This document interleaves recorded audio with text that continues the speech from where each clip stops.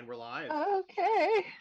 Hello, everybody! Welcome back to the further adventures of the intrepid crew of the Berezaya Argia. When last we left off, the crew was in Adar. So where? In the country We're in Adar. of Adar, on the continent of Sarlona, in the world known as Eberron.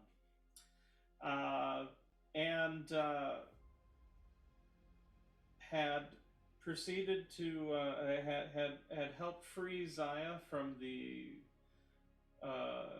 clutches of a particularly foul quarry spirit by the name of Dream Reaper, and was able to safely free her from the soul vault. And after much recuperation, conversations were had with the local Kalashtar, headed by, the local Kalashtar at this monastery, the spiritual leader of which is one Adanashti, who was also Narashti's sort of mentor, one of Narashti's mentors, and had some candid conversations about Zaya's future, and words were had, and the conversation, I guess, had started for the most part, but sort of dissolved. There were definitely some emotions running rampant for, especially in the idea of their idea of potentially sort of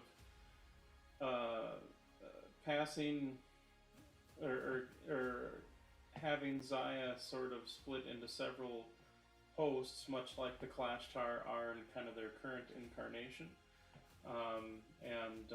Admittedly, because that is a process that has never happened before, because this is the first time a rebel quarry spirit has, well, for that matter, succeeded in escaping the dream realm since the initial rebel quarry spirits that did so, thus becoming the Kalashtar. But being that it was untried and experimental, that Yeah, they can take that idea and shove it up their whatever orifice. suffice to say, Ember was not happy with that idea.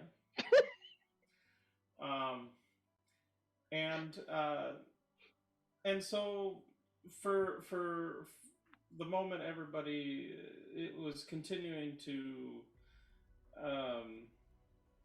recuperate, and honestly, since they had a little bit more time to process their emotions, whether it be everybody, Zaya, Maya, Gavin, everybody,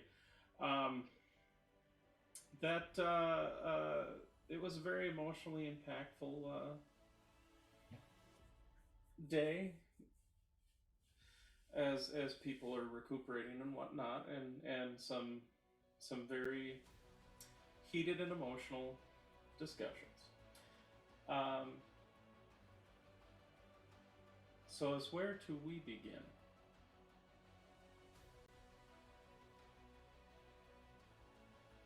I believe Ember, Gavin, and Zaya were in a cuddle puddle. Yes. Oh, and Rhiannon. Did. Oh, and with Rhiannon. you. That's right. I'm spooning you. It's fine. That's right. There are so many spoons.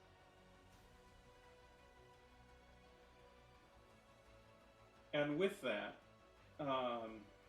admittedly, emotionally exhausted sleep is usually, once you've been emotionally exhausted, falling asleep is usually a great way to regain energy.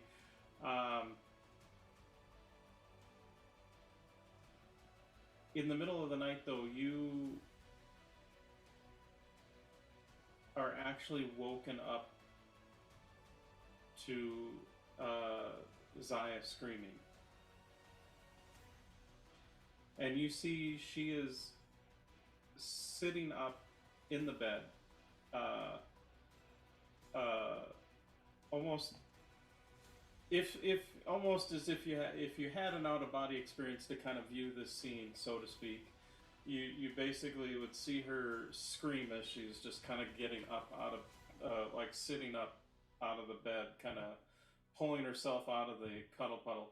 The thing is though, is the scream is not just heard uh, physically by those of you in the cuddle puddle, but also heard mentally by anybody on board the ship. And you see she is, there are tears streaming down her cheeks. She is breathing heavily. I mean, she doesn't continue screaming, but she does kind of take a moment to catch herself and kind of see where everything is, and then just kind of clutches her hands to her face and starts sobbing. The initial And Amaya's. Yeah.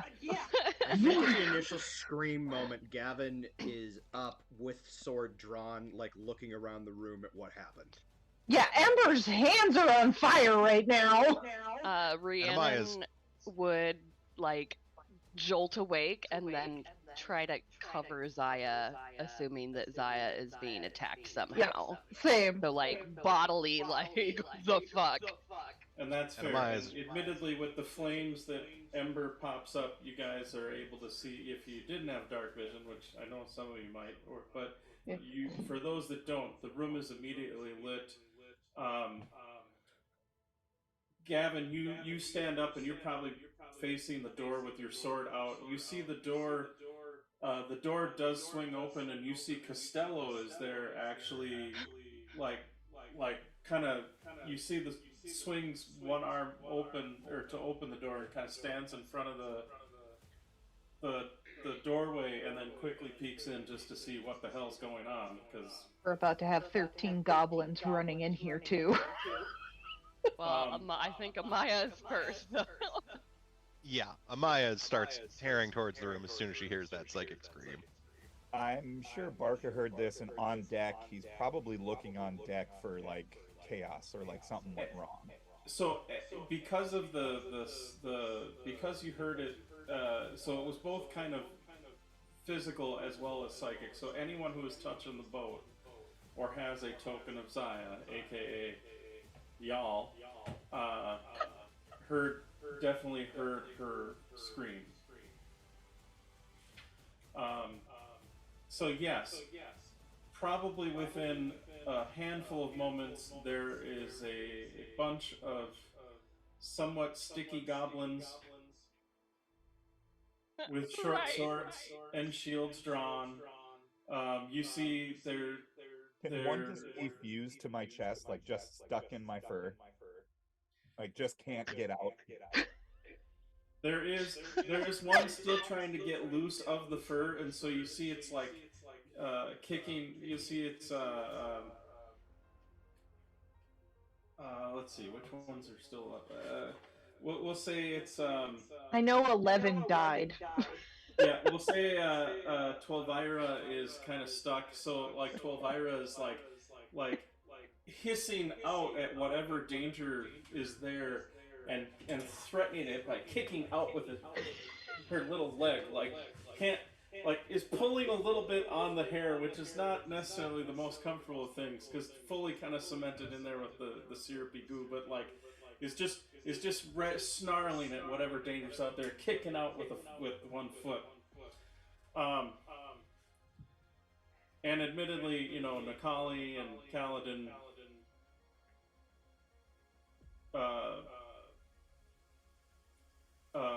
show up, as well as you even hear a big ka-thunk, ka-thunk, ka-thunk, ka-thunk, ka-thunk, ka-thunk, and you even see Liddy kind of ricochet off of a corner and kind of bounce, ka-gunk, ka-gunk, and then and kind of leapfrog forward.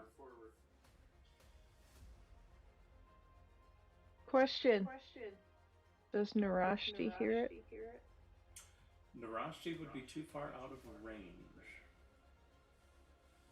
Because remember, the extended Even with the mind token? link, the extended mind link is only about, I think we've only chosen it once so far, so it's only got a 1 mile range. And Narashi is on another continent, so no. Couldn't remember the range on the thing. Okay. For the record, Yeah. I'm displaying the Liddy artwork, which I think for our viewers is the first time they would have seen it.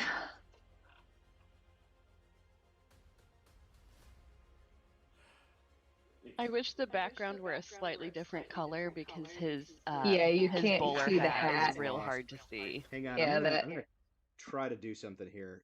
Carry on. No, that's all right. So after a tense couple of moments, you see Zaya. So Rhiannon, you immediately have your arms around her, and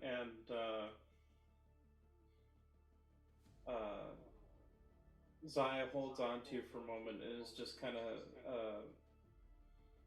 kind of quickly sort of kind of wipes her eyes and then sees everybody amassing at Ember's door. And it's like, I'm sorry. I'm so sorry. I'm so sorry. It's okay. It's okay. Hey. We're just worried. We're just here to protect you. We're here. Are you okay?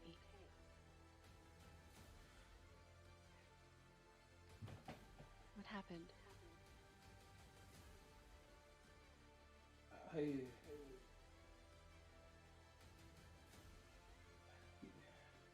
Yesterday, with everything that happened, I was so exhausted, but I could feel it. Remembered how it felt. It being that controlling me. We're not gonna let that happen to you again, Zaya.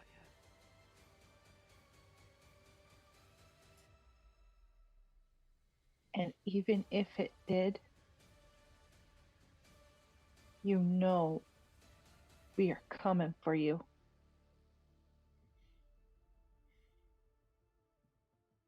We will never, ever give up.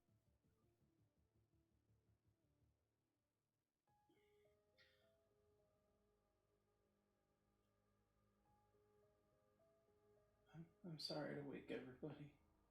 It's okay. You don't have to apologize.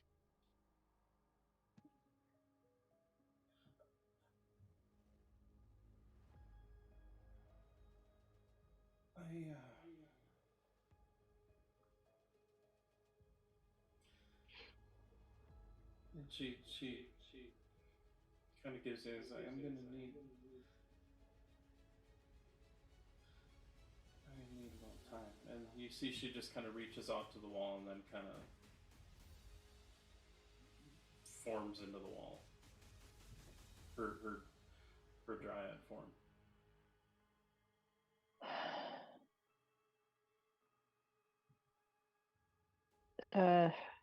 I drop my burning hands. Okay. And the room goes dark. Although there are... Well, the candles are lit now. I mean, everything got... Fair enough.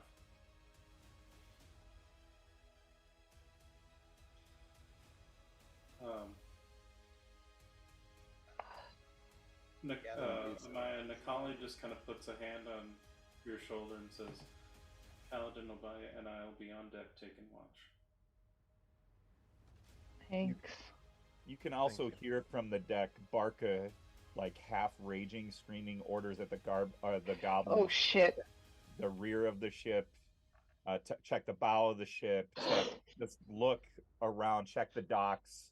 You just hear him because he still has no idea what's going on. Mm. He rips the goblin off his chest, which leaves a goblin face imprint on his chest and a beard on the goblin, Oh,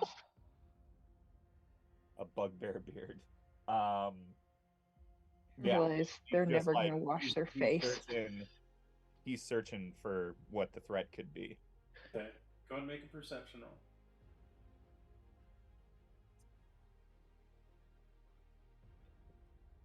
Oh, that's not bad for me. Perception. Sorry, hold on. Exactly. That's what I'm afraid of. A 15. Okay. You You see an aggressive mosquito. you scan every nook and cranny of the rocks, and admittedly, the goblins, well, all of the goblin kind, really, you are all, you all have dark vision. You're used to running around in the dark. It's kind of part of your, in some ways you could say it's even like part of your society. So you've got goblins up and down, not just Zaya, and like checking the hull and checking, you've got a couple of goblins even like throw a rope over the bow and like hang off the bow, basically off the cliff edge, looking to see if there's anything from the waterfall, like, and you see a few of them even starting to climb up the cliff sides a little bit just to like make sure there is nothing, like they are. How are the Kalashtar that are like around the ship reacting to this? The Kalashtar had actually left. Oh, okay. I thought they were still kind of guarding. Mm-hmm. That's what I assumed.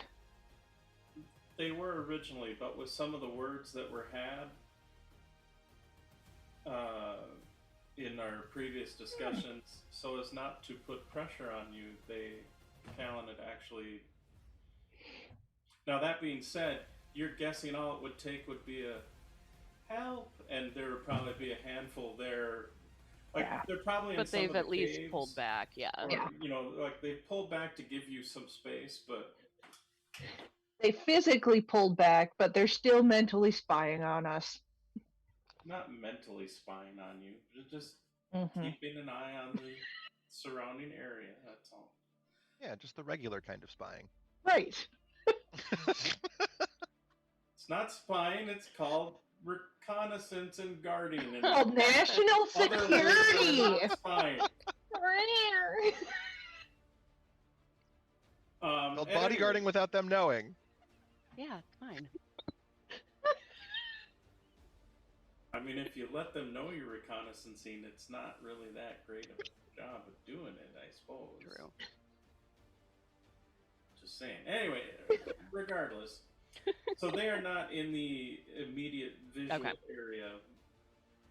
That being said, they're probably not too terribly far off. Right.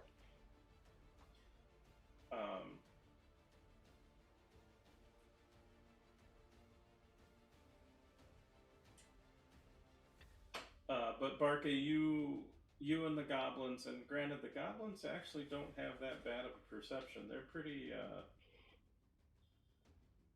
well, they're all right. But they're, I mean, not as good as the rest of you, but you do not find any enemies in your immediate vicinity that pose a threat that you can tell in any way, shape, or form to Zaya. Perfect. And you do see after a few moments, Kaladin and Nikali do come back up on deck, and Nikali says, "Barca, Zaya is okay." Wait, was there something wrong with Zaya? That is a question better left for Rhiannon to answer. I think she is okay. She is okay physically, but I don't know if maybe there was.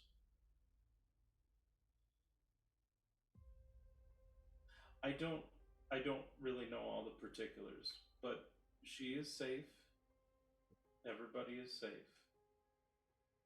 So when Nikali looks back at Barca, he can probably see that he didn't take a lot of that in, because the moment you had mentioned something like that Zaya was okay, Barca rages, and all he can hear in his brain is "no one fucks with my family," and like he is like high alert. And yeah, he would go down. Yeah, he's going down below. He's going down below in Okay. a half. Kind of shoves Nikali, not like throws him, but like definitely like shoves him out of the way and heads downstairs. Okay.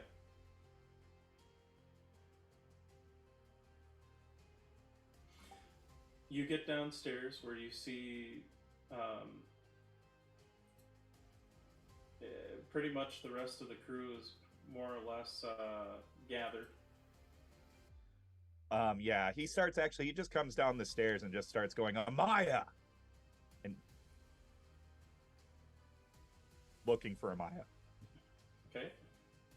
Right. When Amaya hears her name being called, she'll run and find Barca. Where's Zaya? Is Zaya okay? Nobody fucks with Zaya. Zaya's all right. She had a nightmare, basically. She re-went into her ship form, so she's here. She's right with us. Was she hurt? Is someone here? No one here is hurt. Everyone is still okay. It was like a bad dream. Like, what's a bad dream? Well, you know, at night when you're asleep, sometimes you have thoughts or situations play out in your head. And when you wake up, you remember those things even though they never actually happened. Wait, what? They happen, but they don't? Well, while people sleep, their brains keep working. And they invent scenarios and kind of remember things that didn't happen in real life. Just they were very vivid thoughts. Have you ever had that, where you wake up and you remember you were just doing something, but you weren't actually, you were just asleep? Like sleep stories? Yes, like sleep stories. Imagine there was a sleep story, but very, very bad things were happening. You couldn't stop them from happening. When you first wake up again, you're still trying to make those bad things stop. And it takes a second for you to realize that those things aren't happening and that there's nothing you need to stop. That was what happened with Zaya. She had one of those bad sleep stories. Barca's had scary sleep stories. Barca's had bad sleep stories about when Barca was not free. Barca knows. I imagine that hers were very similar. Bad sleep story about being not free. You see Barca completely drop whatever rage he has. Okay. And he quickly walks away from Amaya to go touch the wall to talk to Zaya. Because that's how he talks to Zaya. And basically Barca just says, Zaya, Barca, you don't have to talk. But Barca knows scary stories like yours. And although they seem real, they are not. If you ever want to talk to Barca, or just Barca listen and Barca not talk, Barca here for Saya.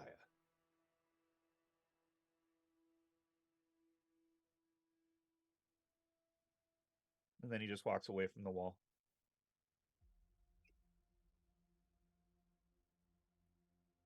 Okay.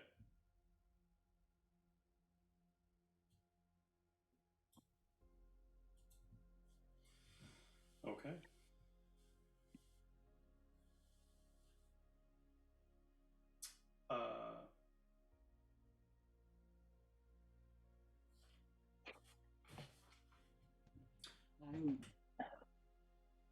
Now it's still the kind of the middle of the night.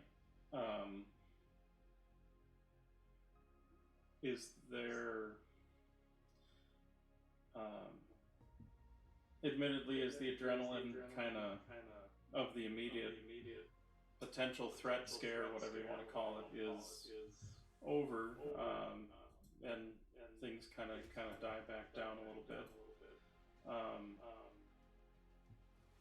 I guess for the majority of you, what would you like to do, or would you like to continue on trying to get back to sleep, or is there anything you want to do specifically for the evening? I doubt Barca sleeps. He probably stays on watch the whole night. Okay. I'm gonna go for a walk. Okay. I think Maya Gavin- probably spends the. No, go ahead. I think unless unless Rhiannon objects, Gavin will go with her. Maya probably just spends the rest of the evening in a combination of back and forth, meditating and kung fu form drills. Ember continues working on her song. Okay.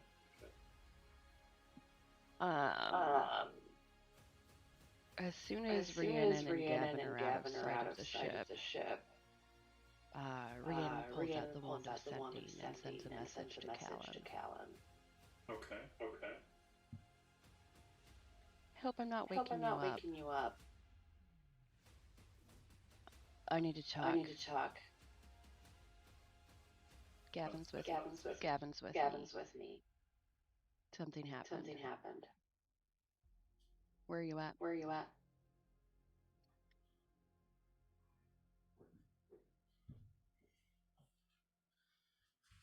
And you, after a moment or two, you hear, what is that? Rhiannon?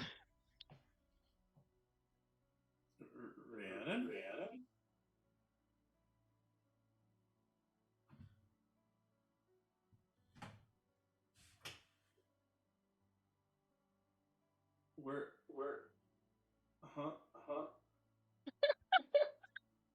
I'll be right there.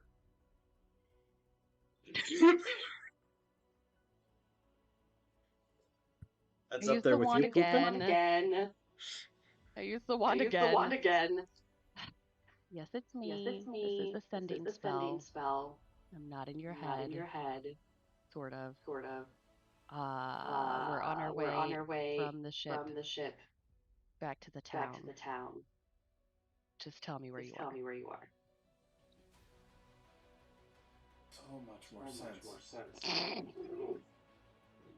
Right. I'll be there in a few minutes. Still didn't answer my question, damn it. Tell me where you sleep. Well, there's this thing called a temple. Yeah, we're a monastery of sorts, and Tenant sleeps there somewhere.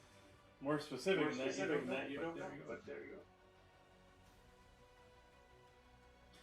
And sure enough, if you guys are walking, well, I guess the question is, where do you guys decide to go on? You decide to kind of walk into the caverns that kind of connect where the river is and where Zaya is kind of floating above to where that gets to the temple, or where I would head unless Gavin is. Okay.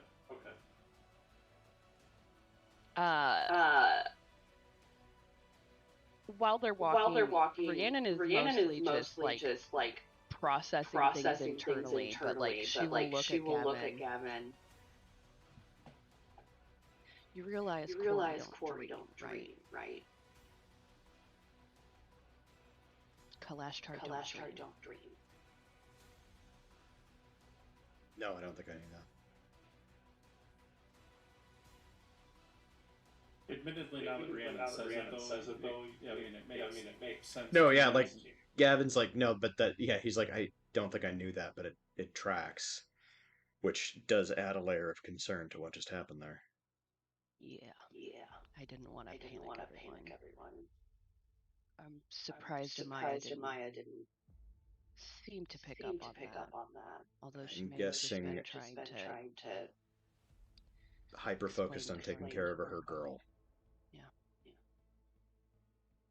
But I'm a little concerned to understate it. Don't get me wrong, I like Callan, but is he the one to talk to on this? This feels like an Avanashti thing. Maybe. But I like Callan. Oh. Okay.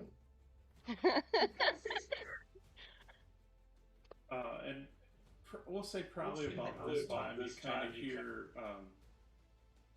And granted, I will say you even as you've been walking through the caverns and stuff, and they're lit up by some of those glowing crystals and whatnot, you do see a couple of the Kalashtar that are kind of doing their patrol, and you see they just kind of when they see you, they just kind of nod forward too, like they leave you be. They don't really.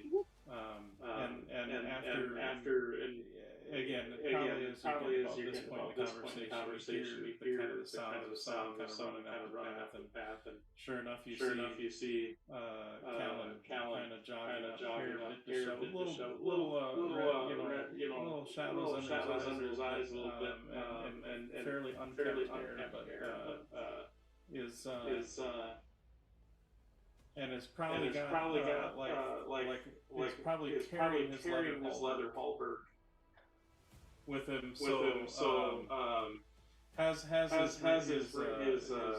deep crystal kind of effectively arrayed here, more like a maybe leaning towards like one of those like a Chinese fencing sword, I would say, maybe.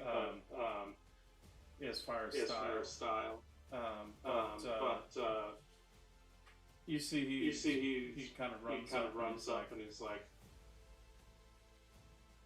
and then sees the two of you walking calmly, and it's like, okay, and then he kind of stabs the sword into the ground for a moment, and then seeing that you're not immediately like danger zone sort of poses. Sets the halberd down, and then thinks better of it, and then starts putting it on real quick. Rhiannon just smiled. Nice. I will say to give you a little thirst trap. He was probably topless. Oof, thank you. I like that. Yeah, she'll just kind of like smirk and just nice bedhead. At which point Gavin kind of interjects and goes, Callan, Rhiannon's real good at helping put on armor. You want some help?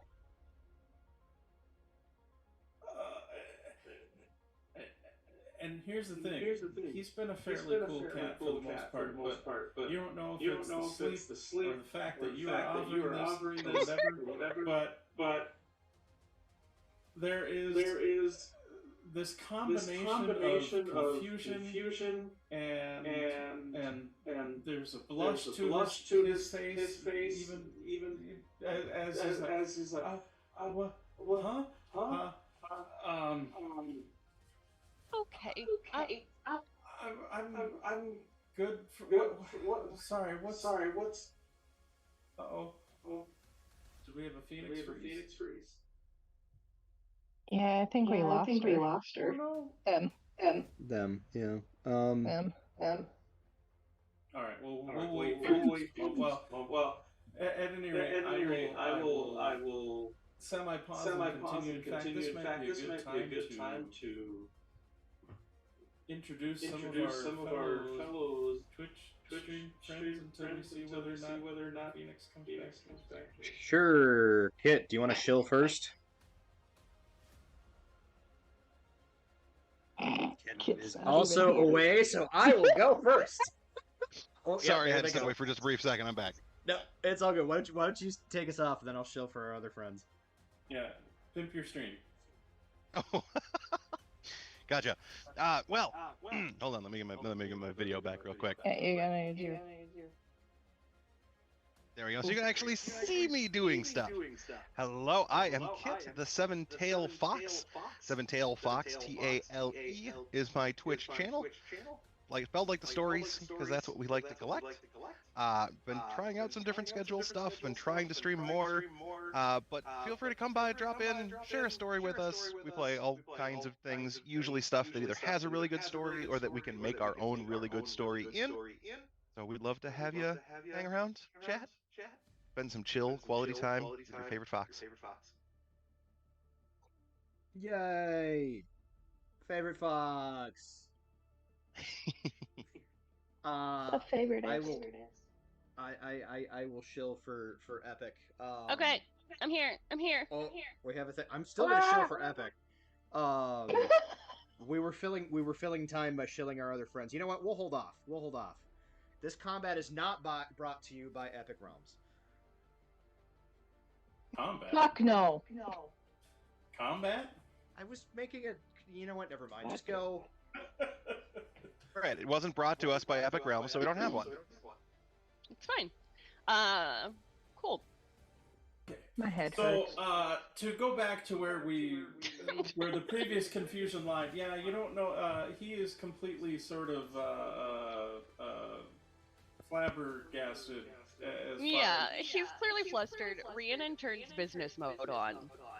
And business mode Rhiannon just goes and starts helping him with the armor because he's clearly trying to put it on and is now flustered. But it's like not being inappropriate about it. So just starts busying herself with the armor and is like, first of all, if it were an emergency, my dear, I would have sounded much more panicked, and I would have been very clear about there being an emergency, just for future reference. You do look good topless, though. Maybe I should wake you up in the middle of the night more often. Just totally, like, nonchalantly. And honestly, at that point, he gives Gavin the look like, did she really just say that? Like, just kind of like, okay, so what, what's Gavin going just on? gives the biggest wingmaniest smile you've ever seen.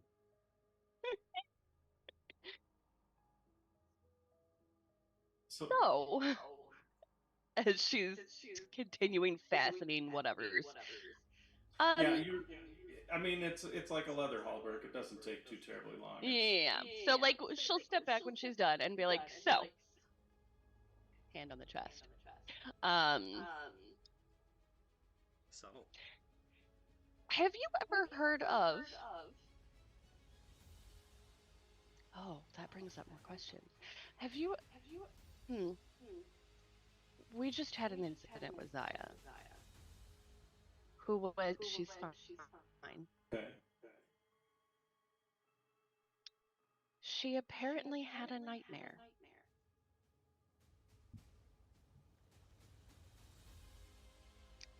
That was my reaction.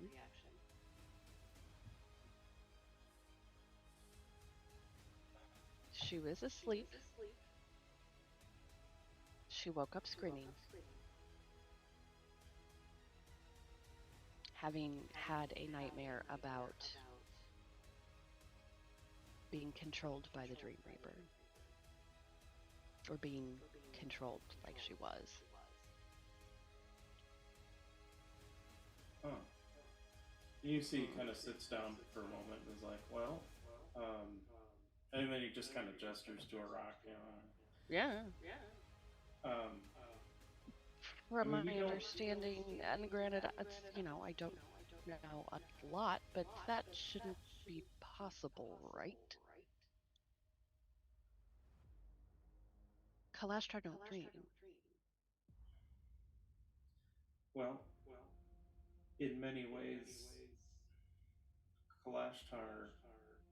So yes, Kalashtar don't dream. They do sleep. Right. Admittedly, it's been an odd sensation getting introduced to dreams. That answers that question.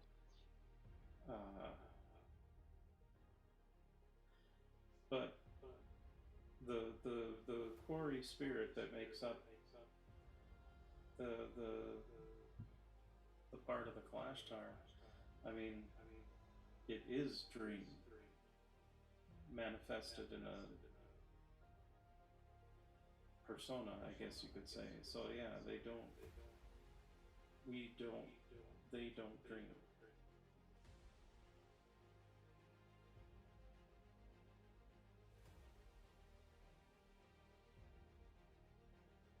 Now,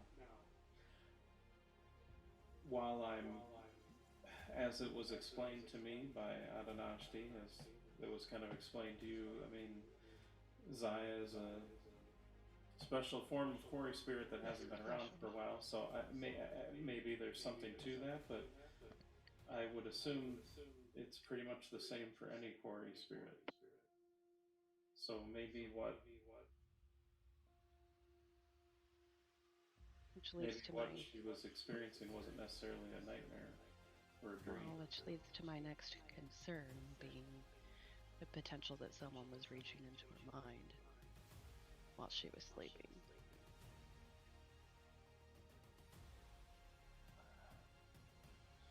Don't get me wrong, while there is a remote possibility of something like that happening,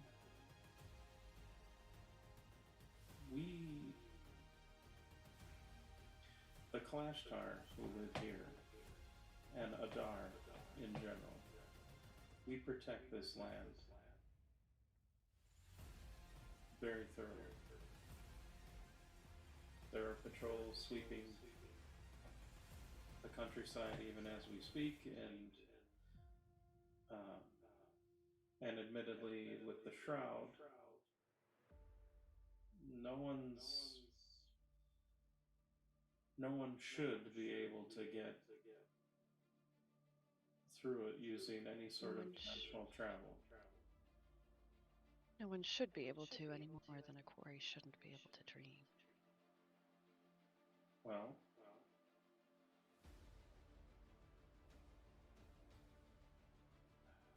granted, I can only imagine, based on my own experience, but I imagine being possessed by something is not a comfortable experience. While I can only imagine the trauma of something like that happening,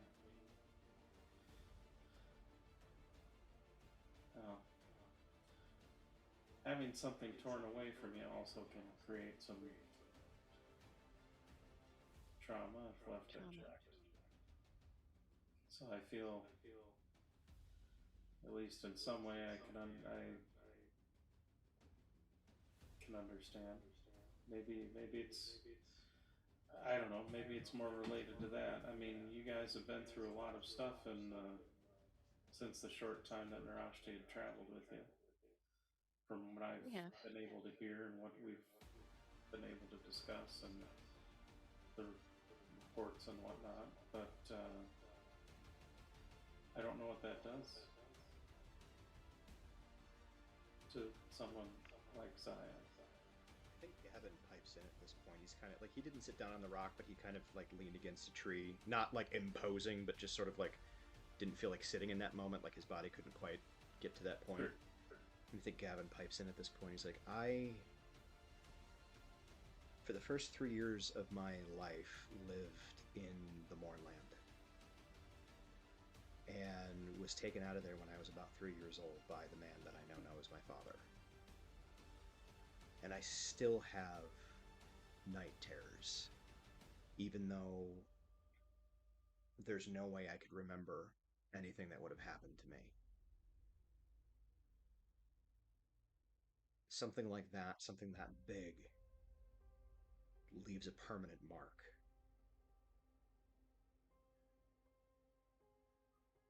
I have to imagine it's at least similar to what Zaya is going through. To the point that it alters a fundamental aspect of a person? A fundamental ability? Or lack thereof? Maybe. I mean, she's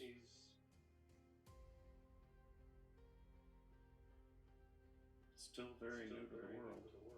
And granted, as you've protected her and guided her through it. But,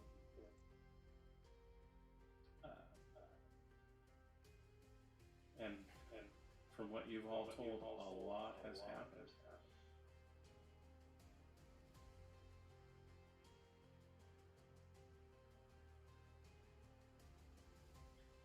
Rose again, didn't I?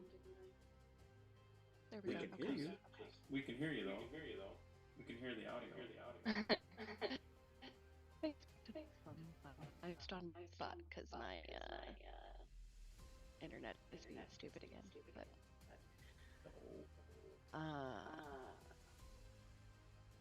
oh no.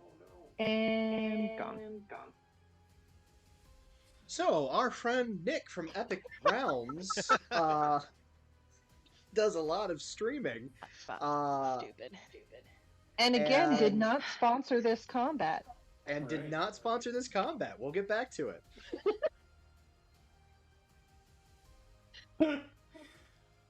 I love this game. This game is ridiculous. Continue, Phoenix. Hi. Love you. Sorry. Oh. Go. I don't remember what I was saying. Where did I cut out? You've all been through a lot. We have been through a lot, yes. Does this change your concerns for Zaya? I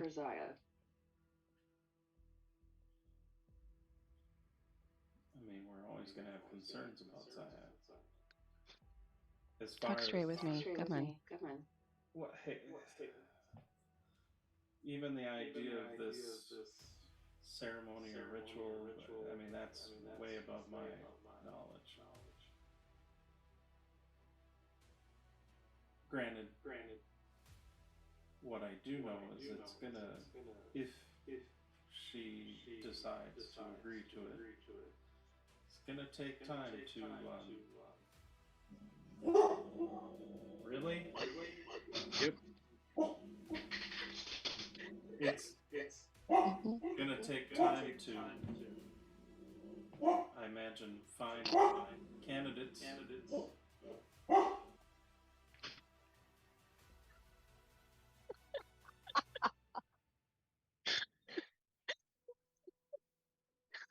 At least it's just not me this time. Oh, River Doggy. River, be a good girl.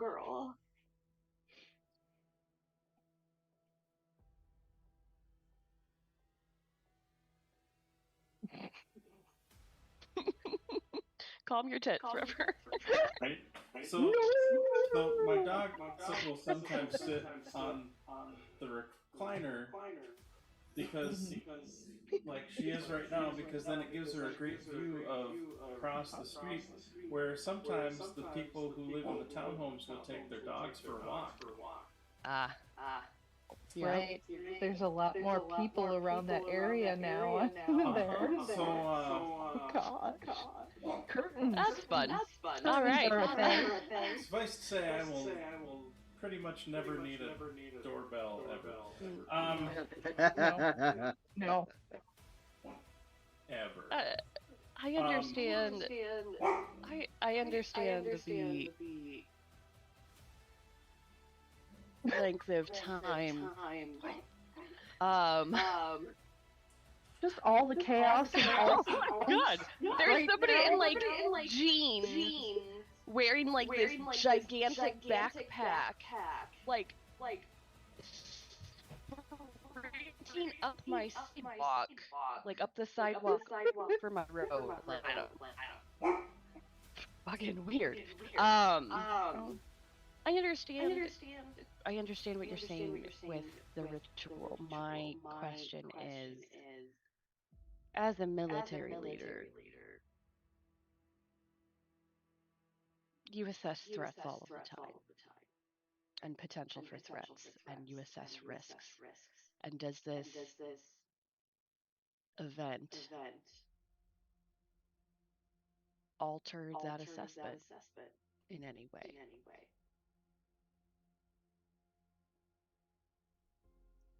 I don't know.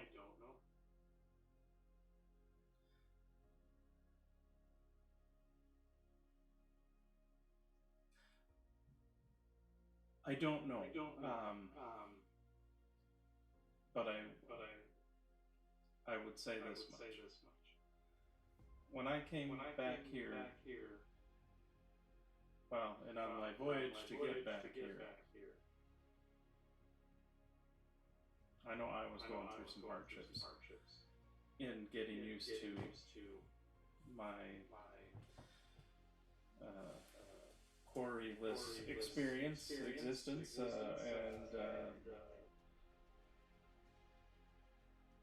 granted, Daguerre was there to help me through some of it, and speaking to Abenashti helped as well. All I can say is, in general,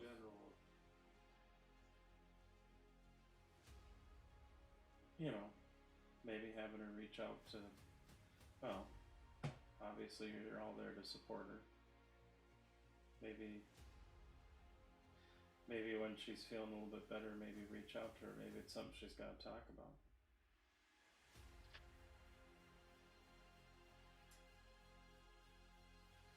I don't.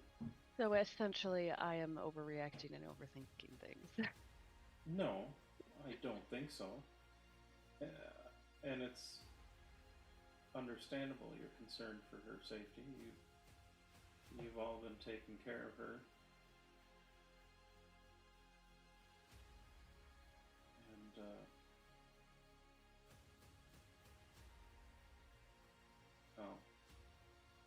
And words don't do it justice to say that you're have grown quite fond of her. I can see She's that. family. Yeah. So. Is there, if it is an outside threat, or even if it is a nightmare, is there any way to protect her better, or is there something else that we can do that will keep her mind safe as well? Yeah, now you're really dipping into Adnashti's sphere of influence more than mine, but from what I can tell, you're a pretty potent spellcaster yourself. Yeah, I'm all right. She just kind of smirks. You probably have a better idea than... I don't know. I had to use a little drinking to help me through some of it, at least on the ship ride over, but I wouldn't necessarily encourage that. No, I think her mother would be rather cross if we suggested that Zaya get drunk. When I was a teenager and things were real bad in terms of my nightmares and night terrors, my father had me speak to a person that called himself an alienist. Somebody that researches and explores the way the mind works. And they were able to kind of provide some perspective that while it didn't help me immediately in the moment, it sort of made it so it was easier to deal with in the long run. I'm not suggesting we go find a random person, bushwhack them, and add them to the crew, but although that wouldn't be the first time we've done that. Yeah, I was gonna say that's. I mean, that's sort of an every other day thing for us. But maybe if we can find, maybe just talking to Amaya would do it. Amaya seems to have a pretty good grasp on how shit works. I don't know. Just talking to somebody. A very disciplined mind. She does. I think the issue with Amaya, and really any of us who are on the crew, is that we're so close. Yeah. I think having somebody other than one of us, other than Zaya's family, right, might be helpful. I don't know. I think the alienist that I talked to is still alive. We can fully go kidnap them. And if, well, while I Just like, wow, is the due to the late of the evening and the fact that my brain is in a slight fog, I would not suggest kidnapping anyone at least this evening. They're all the way in shot. It would take us a while to get there anyway. Discussions could be had about dealing with that for the future. For what it's worth, I know from some of your. I'm not blind. I understand there's still some hesitancy with Adonashti, and I get it. But Adonashti is not just kind of the spiritual leader for this monastery. She's also a healer, or they're also a healer.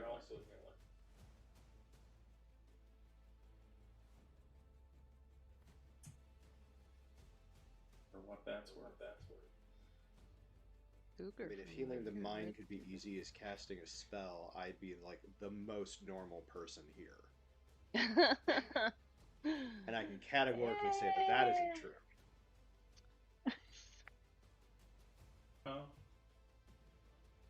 Am I the normal I mean, one? I'm not really.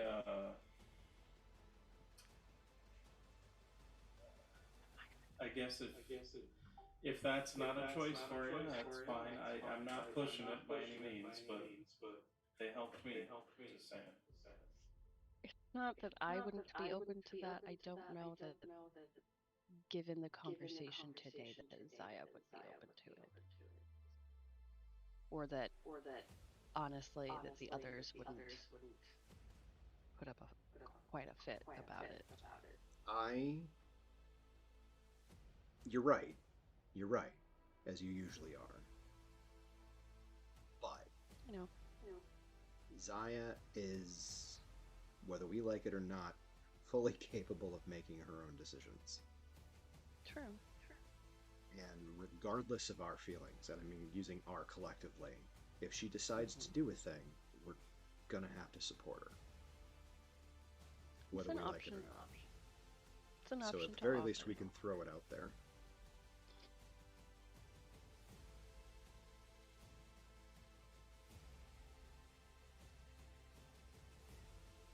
Well, I apologize for waking you in the middle of the night.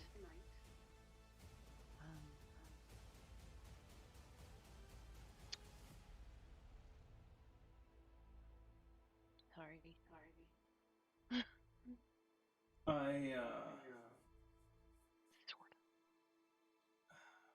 I get it. I understand. I hope. I appreciate you letting me know.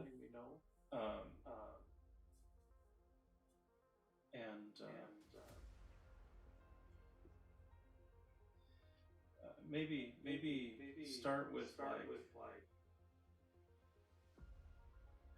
I don't know. Actually, I don't. I'm not as familiar with all the magics, so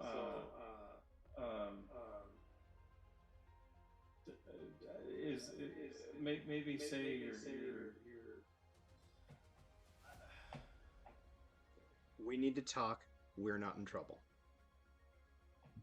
That's not a bad place to start. Fair. Unless we are in trouble, in which case. In which case, I'll tell you it's an emergency. Fair enough. Well, I'm gonna try to get a few more hours sleep before I get up in the morning. Do you need help taking this back off? Well, I did wake up pretty. I mean, I am a little stiff in the shoulder. I might need a little help. Okay. I'm gonna help you with that. You know, you could. I can go back to the ship. Why don't you guys take off your armor? Rhiannon gives him a smack on the ass and a nice healthy grope. Have fun. Don't do anything I wouldn't do. It really isn't anything. And I leave. No, that really isn't anything was aimed at him, not you. Oh, fair.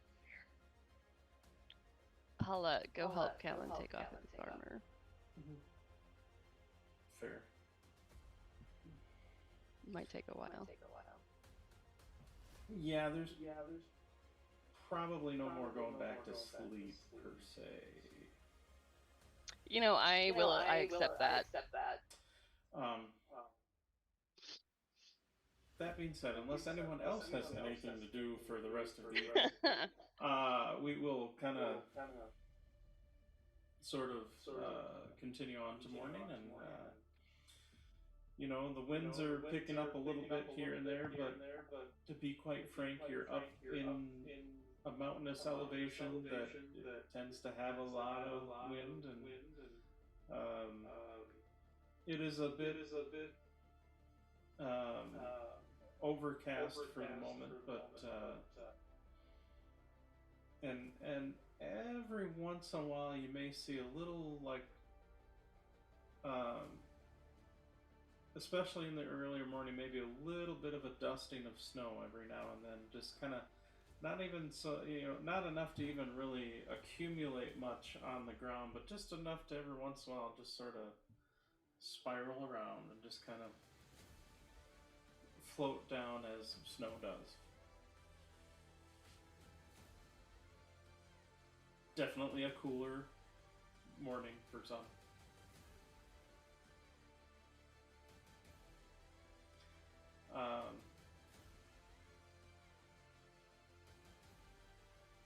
I'd say Amaya.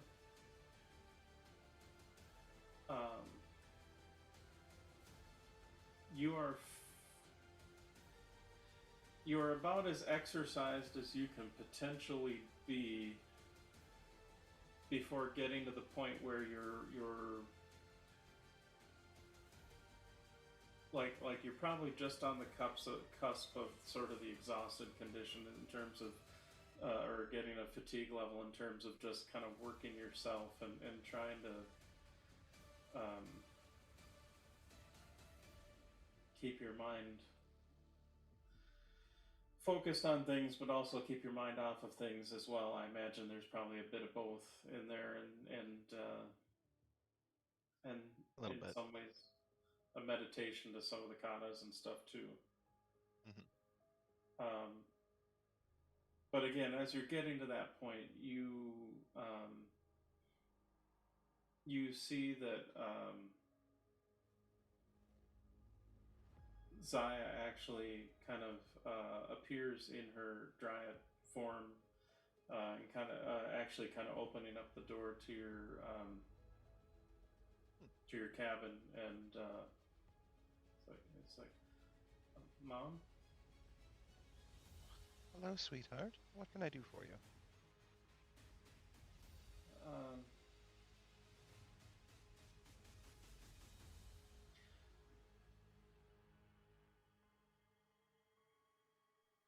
And then you hear kind of in your head, there's something we need to talk about.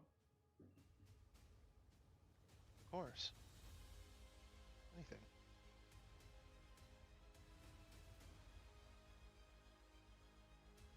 And she kind of gestures you to for you to join her in your cabin, and kind of shuts the door after you enter. Sure.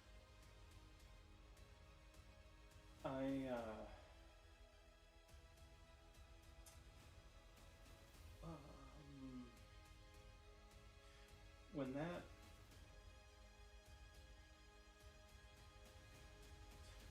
when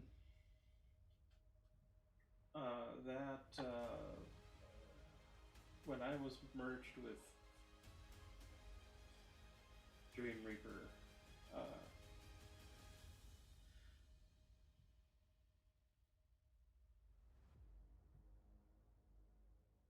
there, well, I was terrified, among other things, obviously, but I being that we're both quarry spirits, I felt like I got glimpses of things. See. There was so much hate.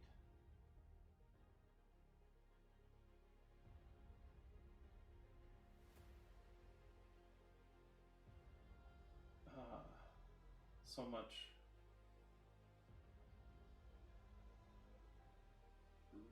fury.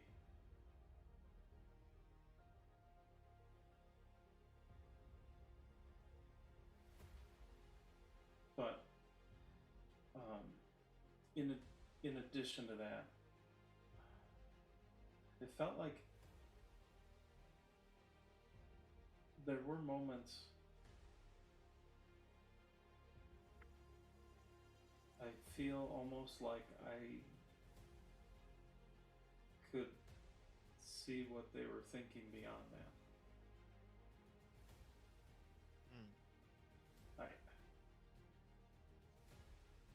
I'm not. Admittedly, it's kind of a jumble, and there's a lot of again that thing was it's like a white hot point of light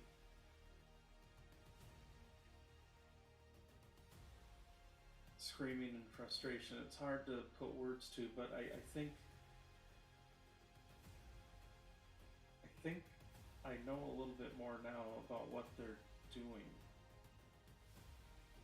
Maybe. Oh. I see.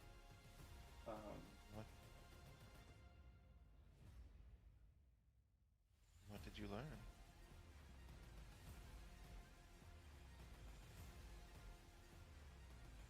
Well, maybe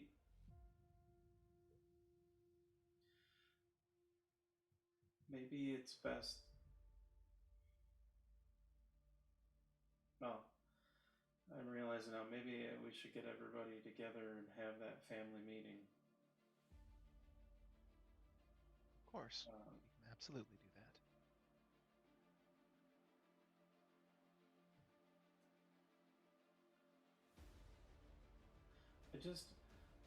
I'm so sorry for last night. I love you so much, Mom. And she just gives you a big hug. And Amaya gives her the biggest hug back. You have no need to be sorry for last night.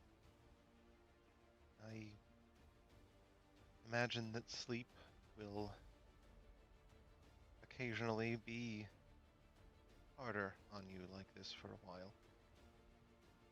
Until either there are far more memories to reflect on than your time imprisoned there, or you couldn't. unfortunately grow accustomed to reliving that. I couldn't stop myself. I had no control. I know. It was so...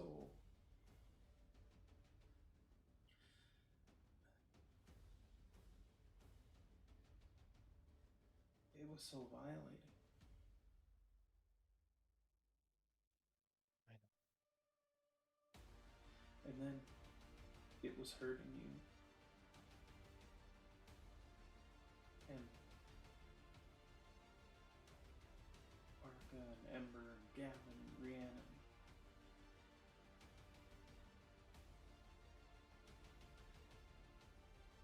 I know. And I couldn't do anything. Couldn't break free. It's like I was drowning.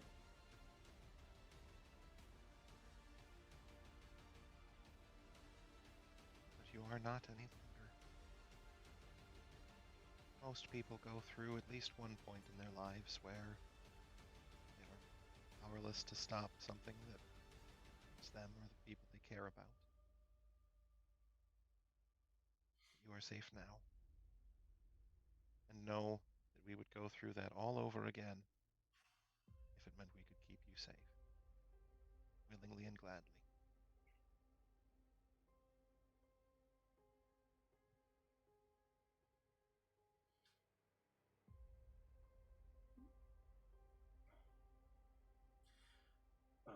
So probably within the next hour or so,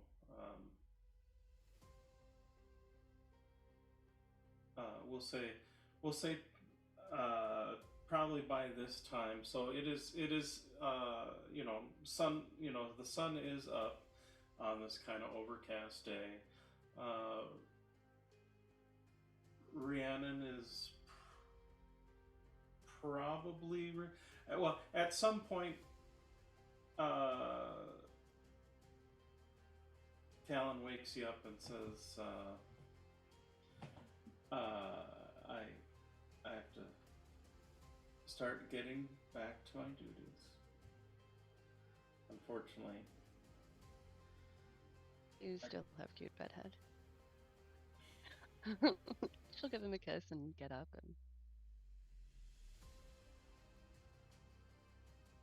and he takes one of those moments, sort of laying there on the pad, watching you get dressed, and just kind of, all right, I gotta get back to work, and then just kind of.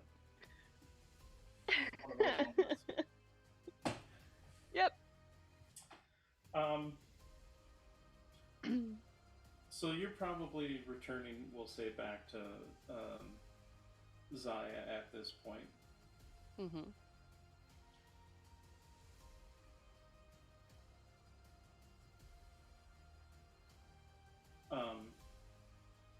And you notice there's maybe a couple of early risers that just kind of maybe grin and nod as needed and kind of go about doing their thing. I just smile back. But yeah, and you see everyone is starting to.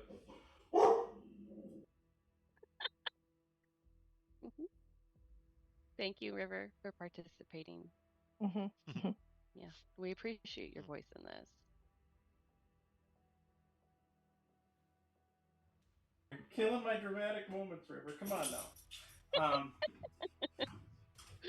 So yeah, you gather back to the ship, and you actually, Rhiannon, you were greeted by Nikali, who mentions that Amaya has sent the message out that Zaya would like to speak to all of us and have a family meeting shortly, what have you. Thank you. Excellent. We'll go change and, get ready for the day and Freshen up a bit.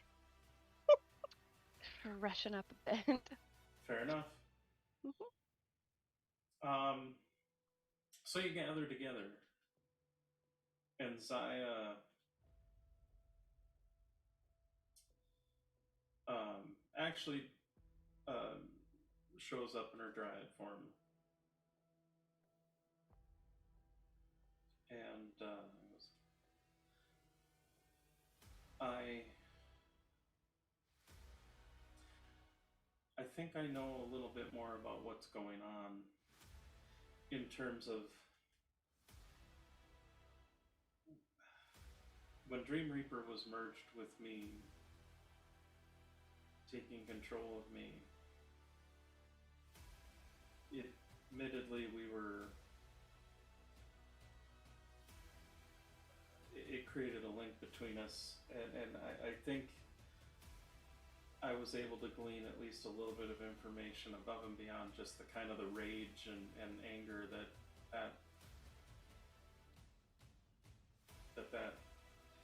spirit seemed to harness.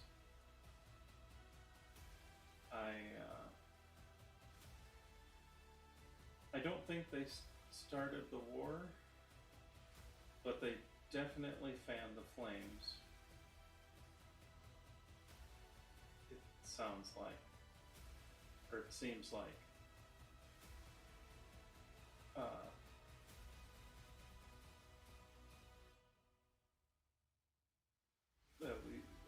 But what I can, I saw glimpses of why they maybe stole some of the airships that they did. They're searching. I mean, yes, part of it was to, I think, try and find us, to capture me, and maybe try to create more of me.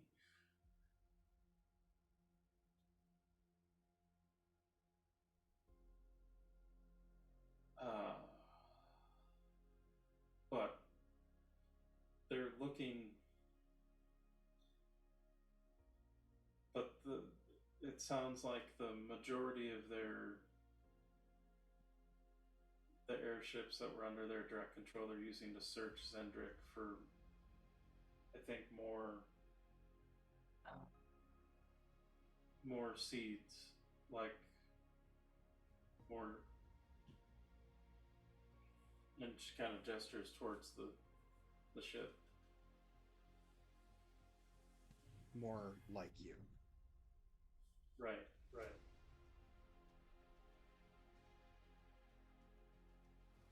I don't think it didn't seem like they have spirits like me to do it.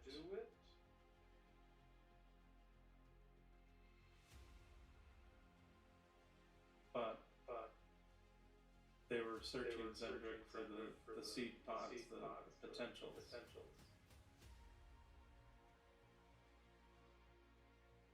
Do you know if they're more like you? I don't know. I don't really have any way to feel. I don't know. Like I don't have, like, I don't feel anything odd or special or even drawn to anyone. I guess Kalashtar spirit. I mean, she looks over to mine. I mean, other than the bond we share, that I share with all of you, so to speak. But I don't feel any sort of calling or anything, if that makes sense. From a statistical standpoint, the fact that Zaya even exists represents a non-zero chance that there may be other entities like Zaya that exist, which is probably their way of thinking. I don't know if you could tell, but did it seem like they were searching because they had reason to think beyond that, or if they were searching just on the off chance? That I don't know. But they seem pretty. I think it's part of the reason why they've been pursuing us as much as they have been.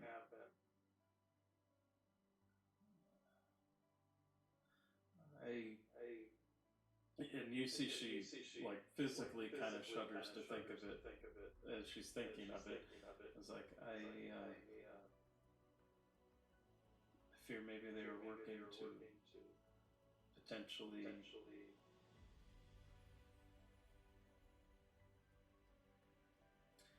I don't know. From what I feel I don't know. It might be worth to check. Maybe the Clash Tower have an archive or something, or might know more about it. I mean, granted, I don't know. Gavin's eyes just light up at the prospect of research. We could talk with Adamashti. If you would be comfortable. To tell her what you saw. Tell them what you saw.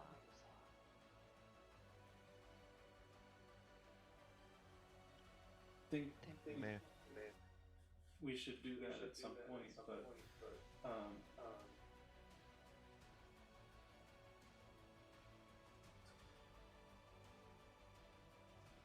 I guess before we maybe do that, I've been thinking a lot about what has been said as far as everything of it has happened and Adonashti's ideas. I guess I wanted to touch base with you, with all of you, and to see what your thoughts were regarding this, because honestly, I don't know what to do at this point. Well, and you don't have to make any decision now. Nobody's trying to force you into that. You do know that, right? I know that. Okay. I know that.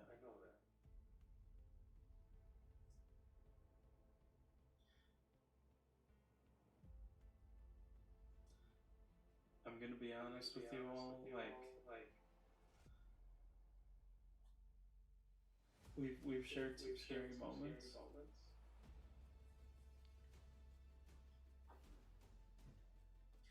And we've succeeded.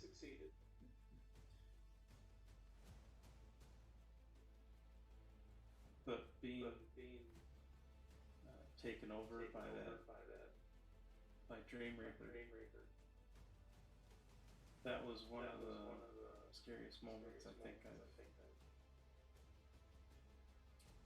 I felt.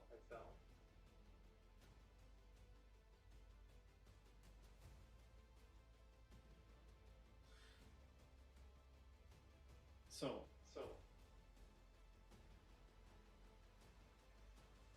I know Ember's already given me her opinions. But I still want to talk with all of you, including Ember. So I just want to be 100% clear. You are asking for what our personal thoughts and opinions are on this matter. But you will still make the decision for yourself, correct? Yes. Because that is my only condition for sharing my personal thoughts and opinions on this matter. This has to be your decision, whatever it is that you decide to do.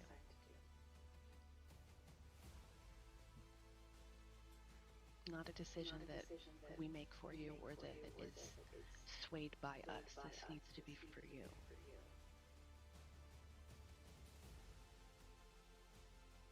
Can you promise us that?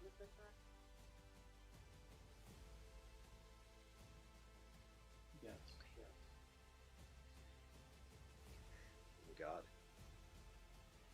Brian, out of character, I have an idea for this. So if we after we have this discussion, I want to give you a phone call at break. Well, and so let's do this because we're kind of nearing kind of break time frame, and depending on how we so realistically, I think just in terms of sort of the housekeeping side of things, I think the we'll go to break. What I would like to do is best we can, because I realize that as much fun as it is of us just going back and forth debating certain things, that might get a little long-winded for all of us. So I'm gonna try to sort of steer us a little bit with the bullet points. Not saying that we can't, have our role-playing moments, because as we like to enjoy them and revel in them, that's a nice warm blanket. But understanding too that we could go on for hours discussing, and it's beautiful, but that might get a little boring after a while. So let's go ahead and take a break for now. Say 10-ish minutes. Okay. I will not log off. Hey guys, we're gonna go for a break for about 10 minutes. We'll be back. And so enjoy this wonderful midstream music that is wonderful, I'm sure.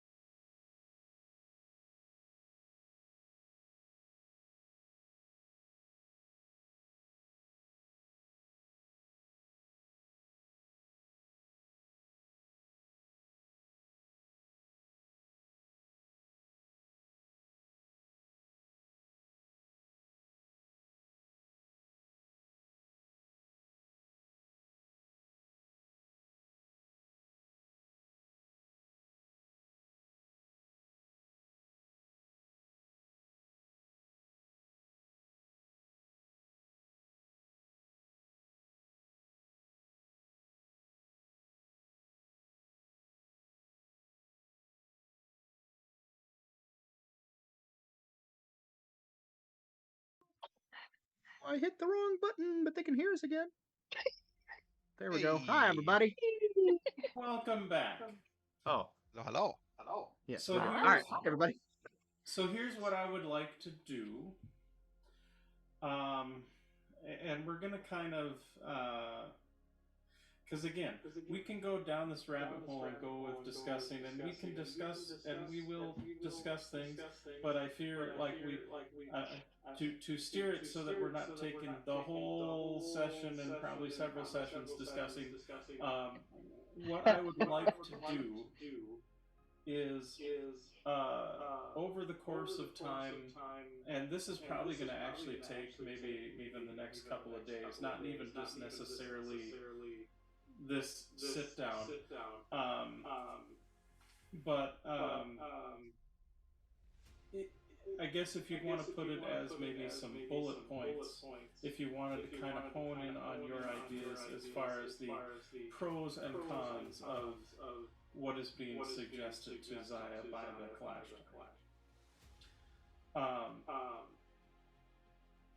And what your, I guess, opinions are on the matter. So I'm going to give you a moment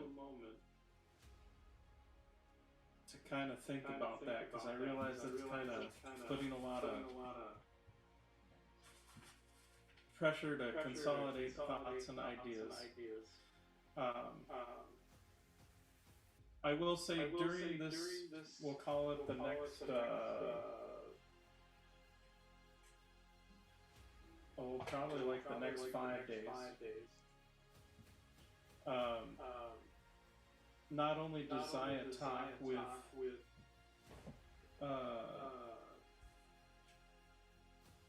all of you, but does also talk with, I would say, with Adanashti, and with Callan, and probably with some other Kalashtar, as well, just to kind of get a sense of, get kind of an informed opinion from all the various facts. Namaya would probably suggest that once that kind of initial family meeting is done, that the rest of the day just be spent kind of relaxing inside, doing whatever she wants to do that day, and just kind of day of rest. Absolutely. I have to step away for a second, so go on without me. I shall return.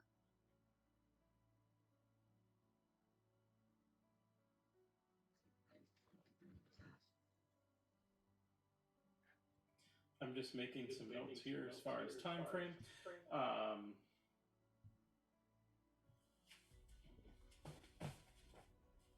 So I realize. So tell you what. I know we've kind of talked about it a little bit briefly, but let's maybe start with Ember, because I know you've got some. I know we've discussed some of your opinions already, but if you want to maybe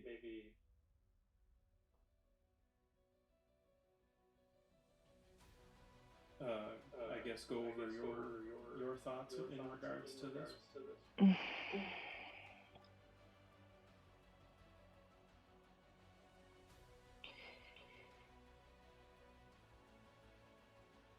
I have mixed feelings about all of this, and I think everybody is fairly familiar with most.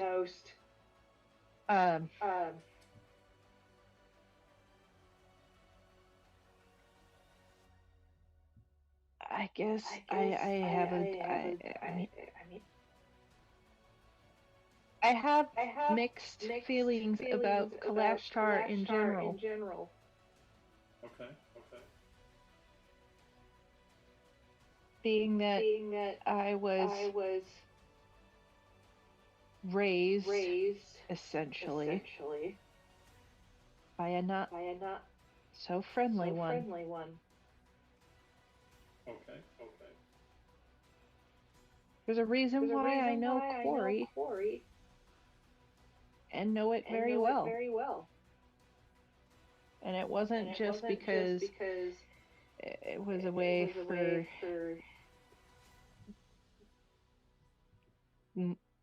for me to help out with shit. I'm sorry. The weed drugs are taking over my brain. That's all right.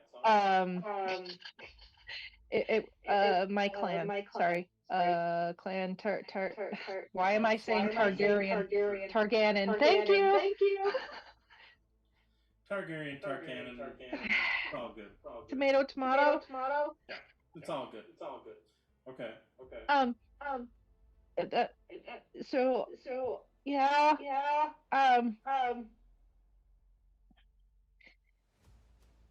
Let's just say my family tried many methods to make this new race for war. Let's just say Zaya and I are very much sisters.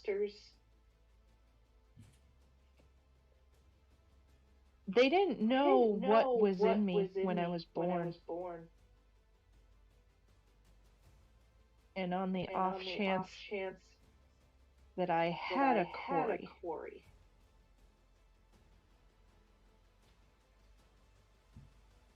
That's why I know Corey.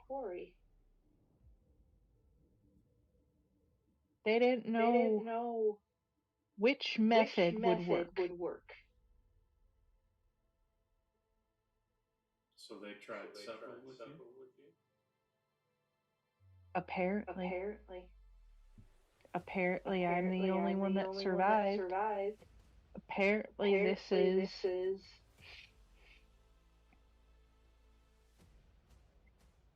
this is what would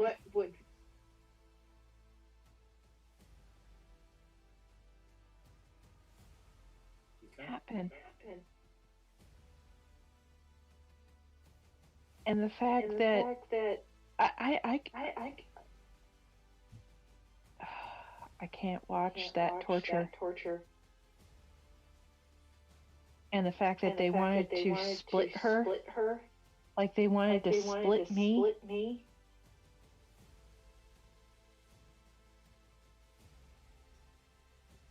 Or maybe I'm the split. I don't know.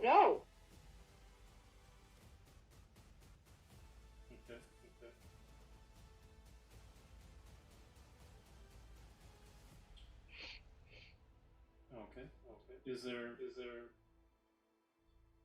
and those are some pretty solid bullet points as far as what I'm putting in my notes here. Is there anything else you want to add to that? Okay. So then I'm going to move on to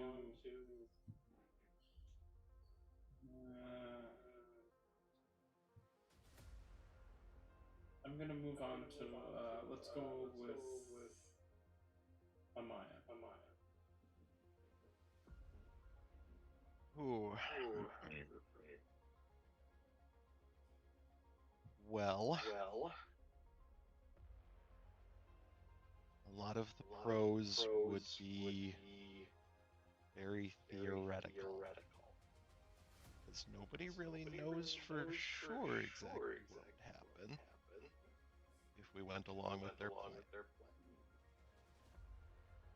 There is probably a good chance that it would be very similar to kind of the rest of the Kalashtar and how that all started. But there isn't a guarantee of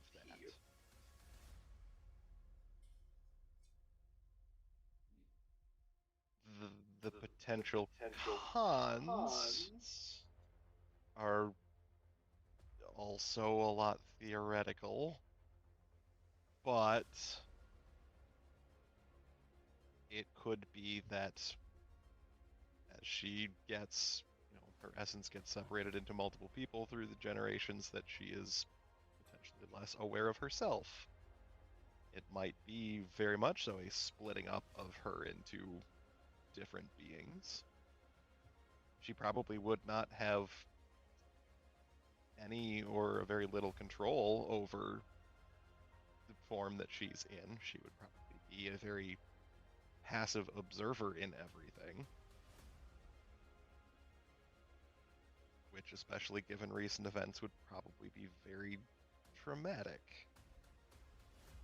It's also not guaranteed that any of that would be reversible if it turned out to be really, really unpleasant. And we may never be able to know if it's really, really unpleasant for her and know to look for a way to reverse it. It's...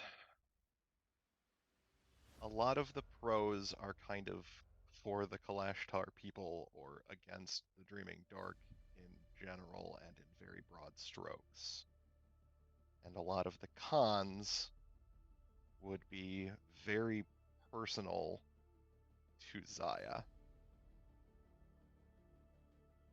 So it is something that I would not recommend doing, at the very least, until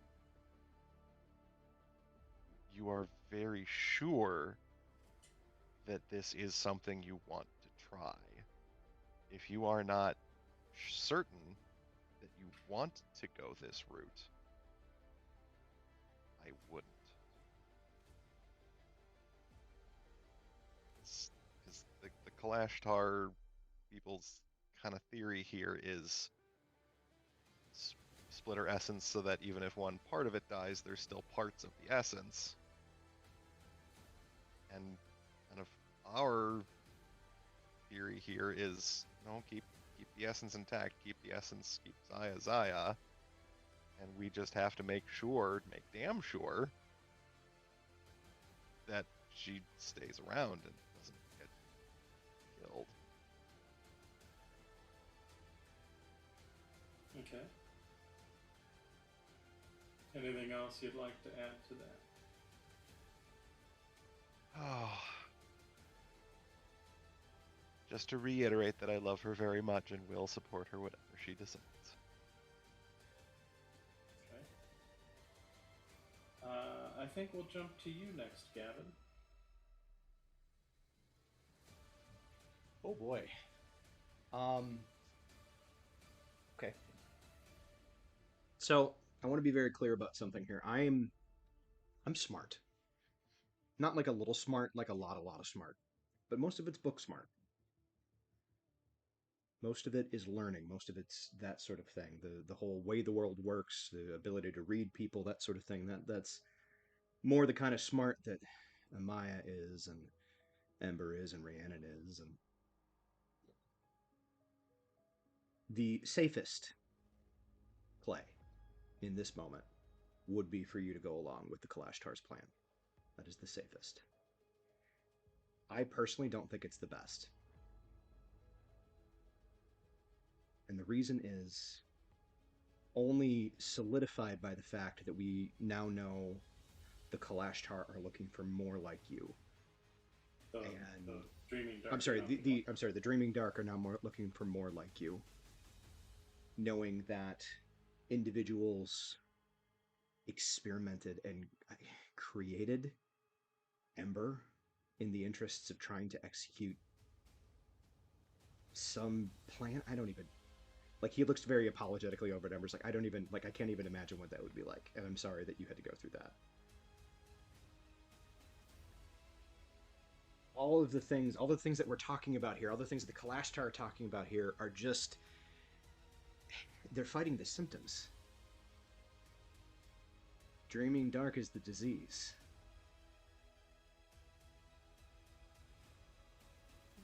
I am 100% in the camp of we keep on as we've been going, we gather intelligence, we gather resources, we gather allies, and we take a run at those fuckers.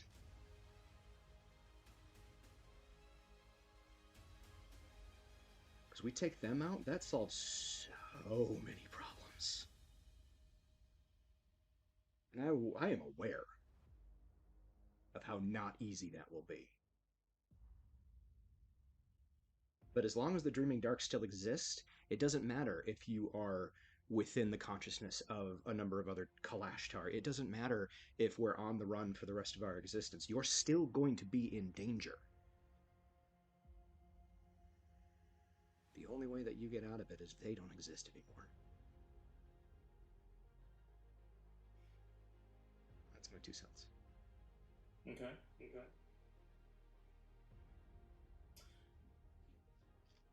I think I'll save Rhiannon for last here. So, Barca, what are your thoughts?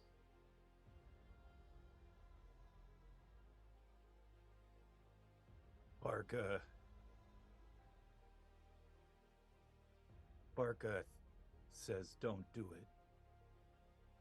Barca also thinks Gavin a smart guy because he agrees with Barca's plan.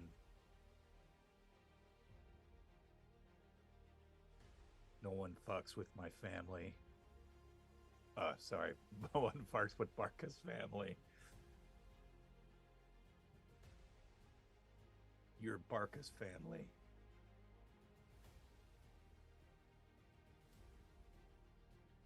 Whether you're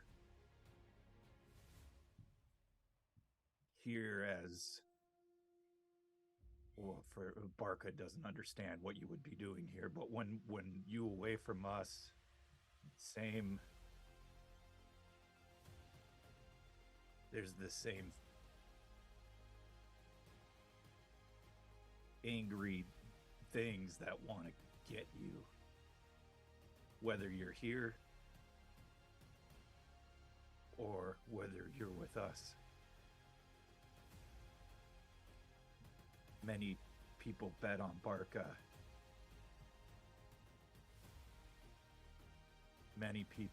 Barca made many people rich.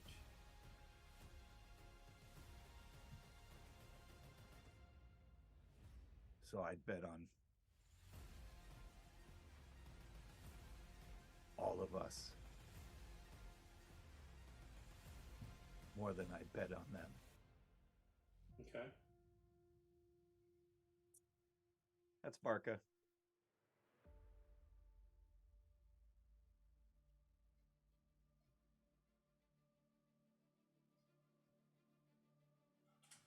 And Rhiannon.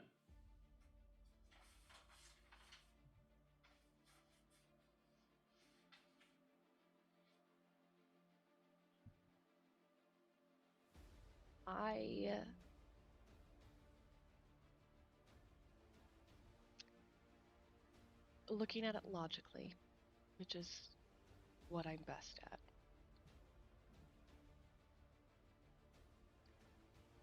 Amaya makes good points. I think the biggest issue here is that we don't know. We don't know what could happen. We don't know what that could mean for you. We don't know what it would be like for you. We just don't know.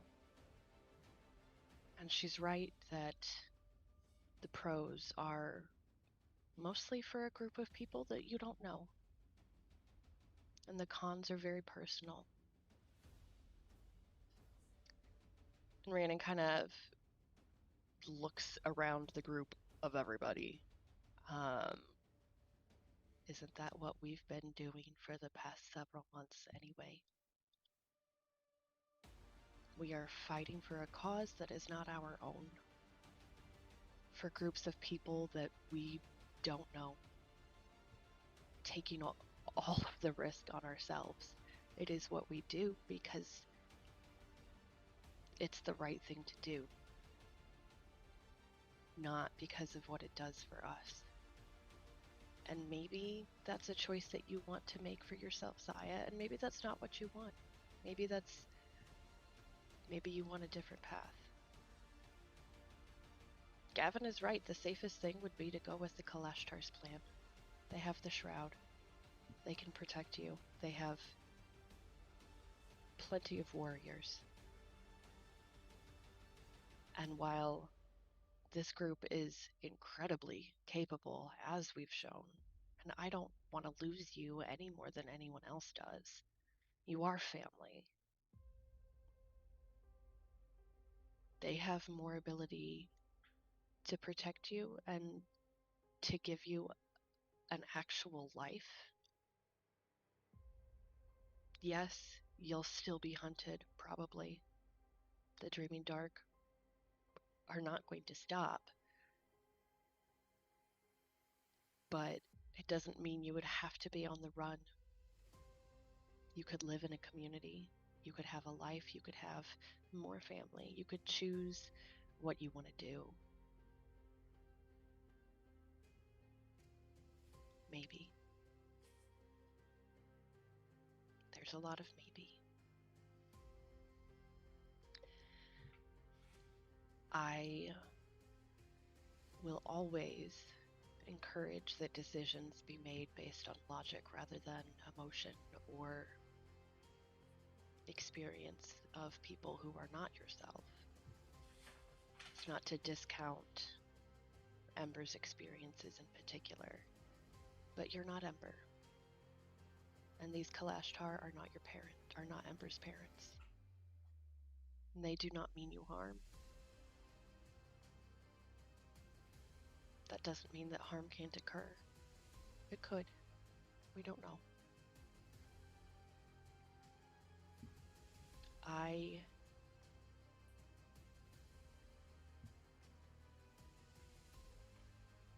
spoke with Adanashti the other night, and I asked her for a favor.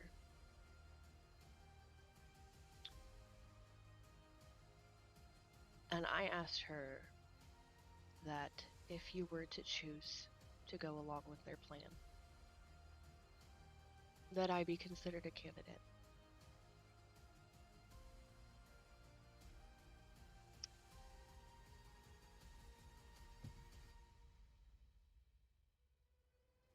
Because I think having that experience with someone you already know, and you know loves you and cares about you, would make the process easier, would make it easier to trust. You obviously know, at least I certainly hope that you do, that I love you deeply and that I certainly don't mean you any harm. And I would be willing to take that step with you if it is what you wanted, and only if it is what you wanted. This ceremony that the Kalashtar want to do is not a matter of them shoving you in whoever they can find. The choices are up to you. Who you go through this with, if you go through it, when you go through it. It is your choice, and it is a difficult choice to make. Think about it. Don't make a hasty decision, please.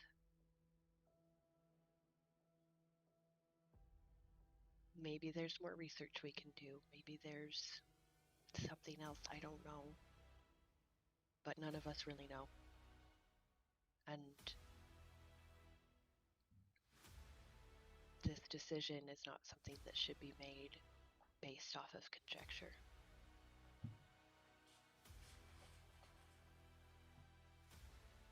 Okay. I'll support you no matter what decision you make, and I love you very much. That's all from Rhiannon. I didn't say that last part with mine, but the same.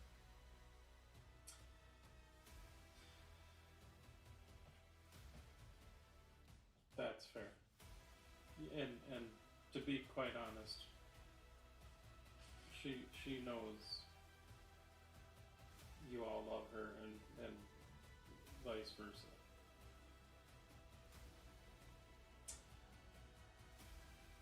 So To be fair, Rhiannon is now like side-eyeing Amaya to see if she's about to get bitch slapped.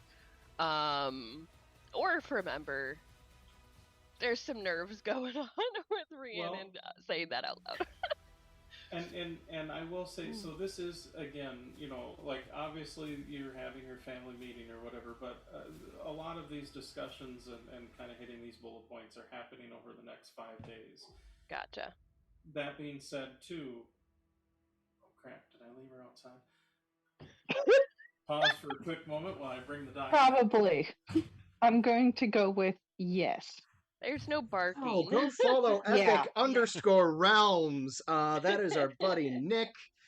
He streams all manner of different things, including tabletop role-playing games, interviews with pretty fucking famous people in the various different industries that kind of surround geekery. All around, he's got a lot of great content. Go follow him. Check out what he's got going on. So that's my shill. I finally got it out. Proceed. So that being said, for the next 5 days, there's also a lot of effective downtime. What things would you like to do? I keep working on Barka's sash. Okay.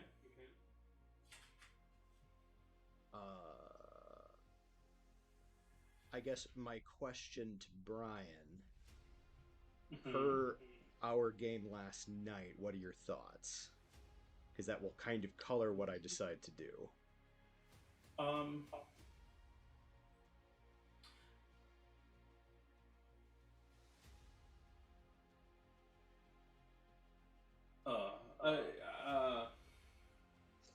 you want to have somebody else go first while you think about it? Yes. Okay. I will wait patiently.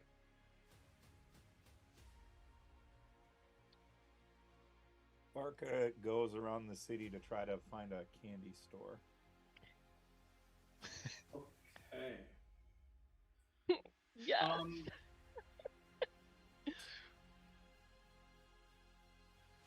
So you don't... there's not really a candy store per se, being that it is a monastery. That being said, they do... It's a town of vegans. They do let you know that there is... so a lot of the so being that they're higher up in the mountain compared to the valley below, they don't grow a lot of food at the temple at the monastery area. It's actually grown in the valley down below, and then now that you guys have been there for a little bit of time, you do see that there's kind of a path that's wide enough for maybe a decently sized wagon,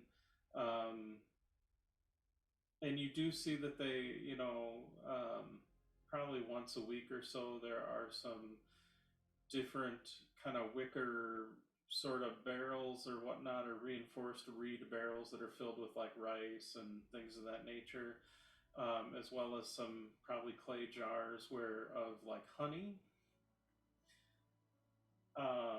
As far as a more sweeter side of things. That being said, if you are at all interested, and really this goes for any of you, if you are interested in exploring some of the valley, they are more than happy to introduce you and show you around if you want to kind of see beyond just the kind of the monastery area that you're sort of frequenting. I mean, for the most part, they're I will say too, Barca, while they don't have necessarily so much candies in it so much, they do probably have like sort of like sugared fruits, like sugared dates or something like that, or maybe even they also have an interesting sort of, it's kind of like a boiled dough, but inside of it's like kind of a melted sugar and some some sesame seeds. That is very tasty. We'll see. Once he finds out there isn't candy, Barca basically gonna kick like a rock down the road. Like, this place fucking sucks, man. Like, family losing family. I don't trust anybody who doesn't like fucking candy. So he's just gonna give up. He's gonna go find his bow later in the week and go hunting to try to find some, I don't know, meat. And that's easy enough to do. Honestly, in the mountains, there's probably some mountain goat or something that you can hunt without too much trouble. Perfect. Actually, you know what? During that entire week, Bark is going to go hunting and start filling the ship with food so that they don't run out of food whenever they decide to go on, like, wherever they're going. And he'll probably take a plethora of the goblins with him. Okay. Well, and the goblins are a great shot, so that definitely doesn't hurt. They need the exercise. They need to go for a walk. Very true. Goblin walkies. That's Barca. Walkies.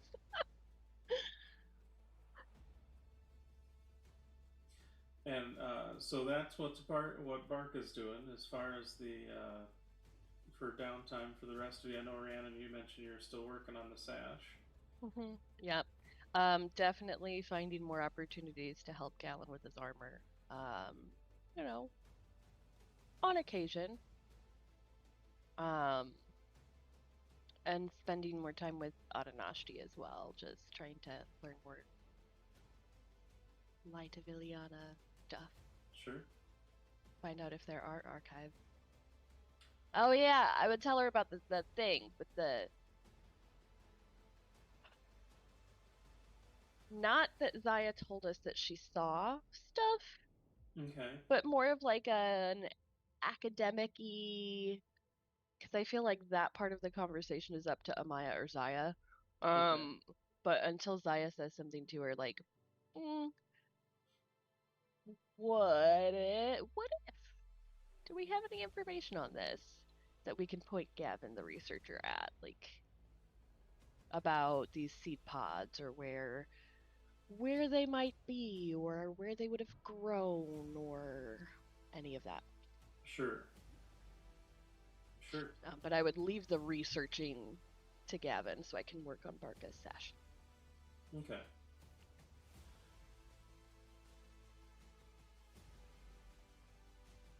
And there's, I mean, don't get me wrong, there are some archives here as well as far as for this temple. The information, though, the information they have, honestly, is probably more of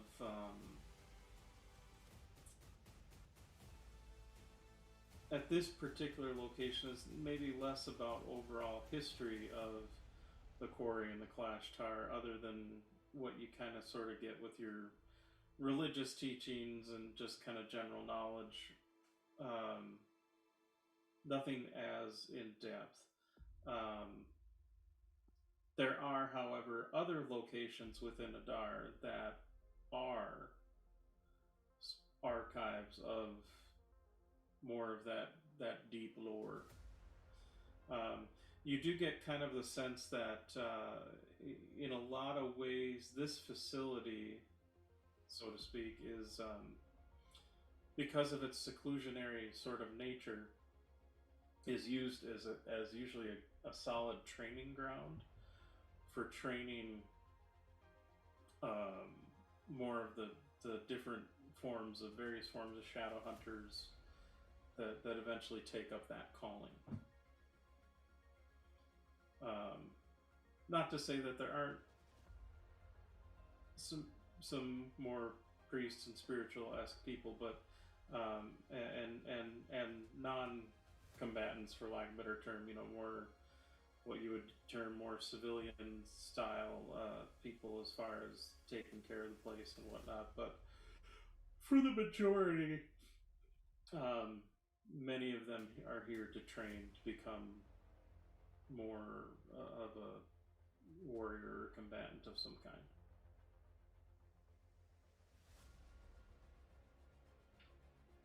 So a lot of more of the scrolls and the knowledge of that actually is more of like philosophies of different fighting styles and the different forms, and as far as that goes. Okie dokie.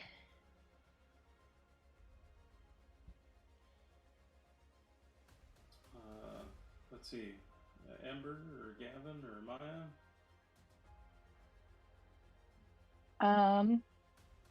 I just thought of something. Okay. I am going to contact Kira. Okay. I need her and the boys to start networking and figuring out Dreaming Dark. Okay. Like just kind of gathering information on them kind of deal? Or? Yeah, gather any info right now and see what they can find initially before we start figuring out anything specific. Okay.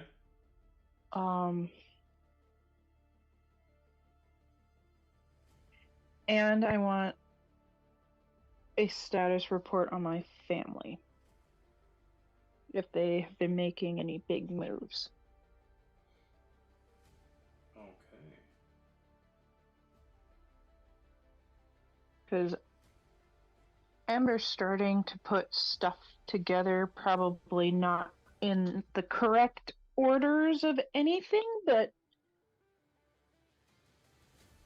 when it comes to evil overall plots, Amber always thinks it's her fucking family first. Right. Because they've got a hand in everything. And so I'm going to say... She always thinks everything is personal. That's fair. I'm going to say, as far as the Dreaming Dark overall, they're not able to get a ton of information at the moment, primarily because, I mean, other than Amaya and Narashi, there were really no other Kalashtar anywhere near Kabara. So, right. I didn't think that they would, but if they did, it would be They definitely huge. will keep their ear to the ground, so to speak. As far as information about your family, however, they are able to get a bit more information and gives you the heads up that in reaching out to Grigori and some of the others, that there is still very much a big push, especially amongst the younger, sort of disaffected of the dragon-marked houses, especially since many of them were targeted with the Purge and Thrain, that have sort of joined sides with House Tarkanan. And so,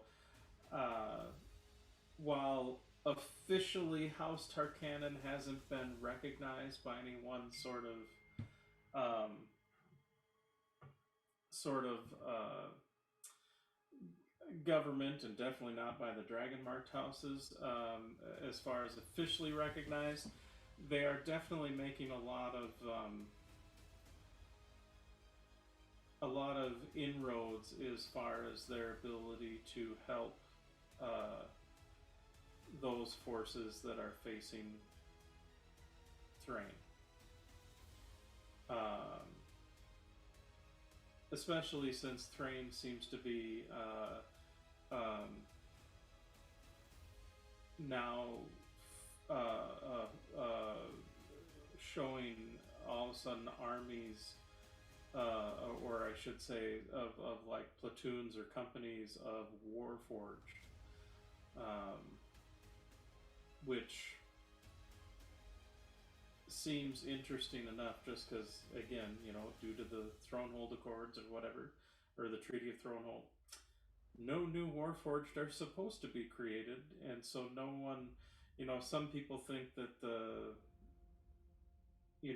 there's all sorts of rumors going anywhere from that the Lord of the Blades has somehow been converted to the Church of the Silver Flame, to other thoughts that the Lord of Blades has been deposed, to that Thrain found their own creation forge and have enslaved a bunch of House Cannith folk to basically mass produce Warforged. Like, there's all sorts of rumors involved. Because of that, many of these nations are tentatively going with the enemy, and my enemy is my untrustworthy ally, that we will see how this works on a case-by-case basis, but so far seems to be okay. And so they're definitely making inroads as far as the war, definitely causing a huge schism with the Dragon-marked houses, those that are still vying for the line of, we stay true to our neutrality kind of deal, and those that say, that's how we have survived thus this long, and then those that say, fuck it, we're going to join House Tarkanan. That being said, your family, your parents specifically, are very much toting the sort of loyalist line as far as staying with House Madani and staying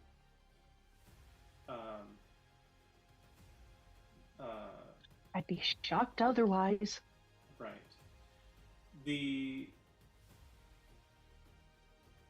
But as an interesting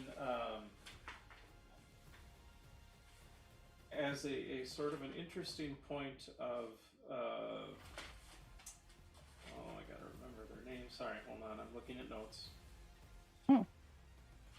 I'm referencing notes. Be afraid.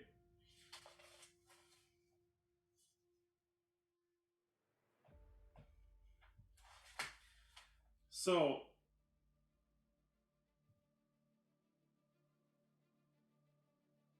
your brother Tash, yes, is also being a loyalist with the family, but funny enough, Zara has apparently joined with House Tarkanan. Bullshit.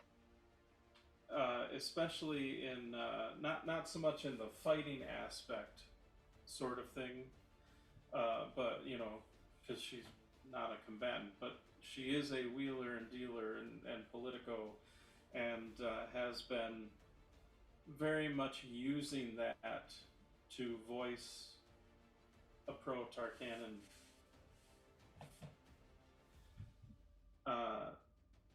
statement, for lack of a better term. I sent a message directly to Grigori, just basically screaming, "Are you out of your fucking mind?" Is that all you say in the sending? Are you out of your fucking mind? Yeah. And after a moment you hear, "Ember, it's great to hear you again." Son of a bitch. am not out of mind. Things are going interesting. Would love to talk. Please send again. I hear limited and that's about it. Okay. Hang on. I have to see how many sendings I get in a day. What's sending? Sending is a third. Damn it. Okay. So 3, 3, 2, 1. Okay, 9. I got. Is that 9 per I got day? 9 a day. Okay, all right. Yes, 9 a day.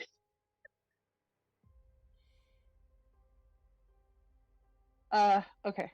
That's one sending. Okay. Okay, one more sending.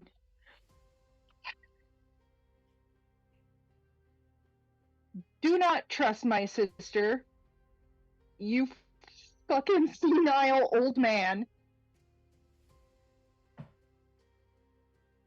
What were you thinking? After all the years?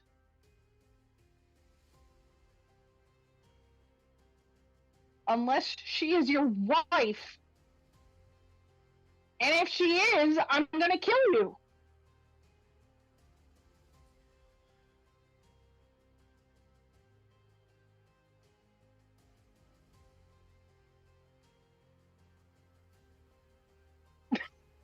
So, the response, and this is over a few sendings, like, glad to see you are doing well too.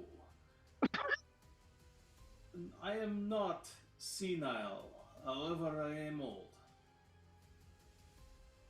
That being said, I know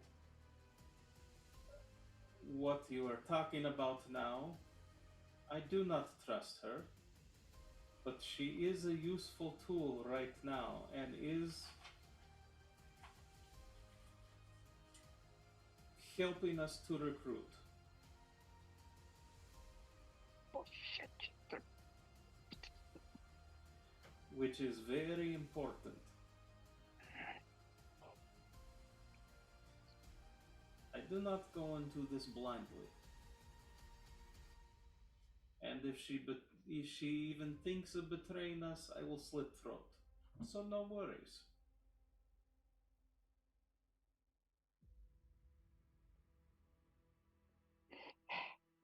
Could really use you to come back and help us out. Or perhaps give you the knife to slit the throat, eh? Miss you. I miss your foul-mouthed wife. And I miss the others. I hope they are doing well.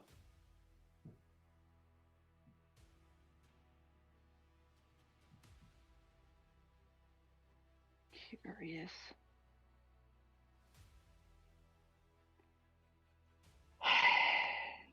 Fuck.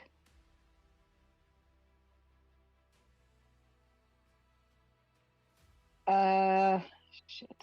Okay. Cool. Ember goes back to the group. Okay. Actually, Ember finds Amaya. Okay.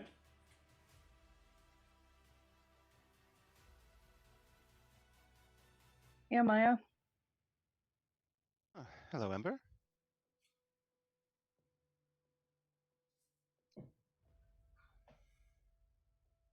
I don't know. Oh God.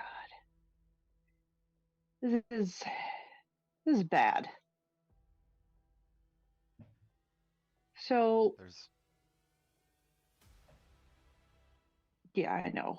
There's a lot of bad. Yes, you might need to be more specific. Yeah, I know. Fuck, how do I explain this?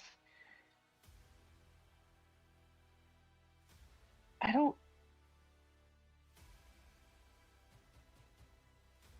the world is really fucked up right now, like far more. So I just contacted my wife, and they have informed me that my sister has joined House Tarkanan. I see. Which is bad. Very bad. Apparently she's been helping to recruit.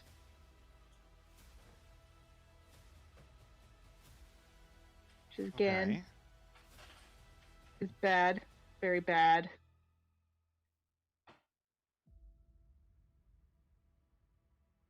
Obviously she's spying, which means there's probably more shit that's going to be going down in Sharn really soon.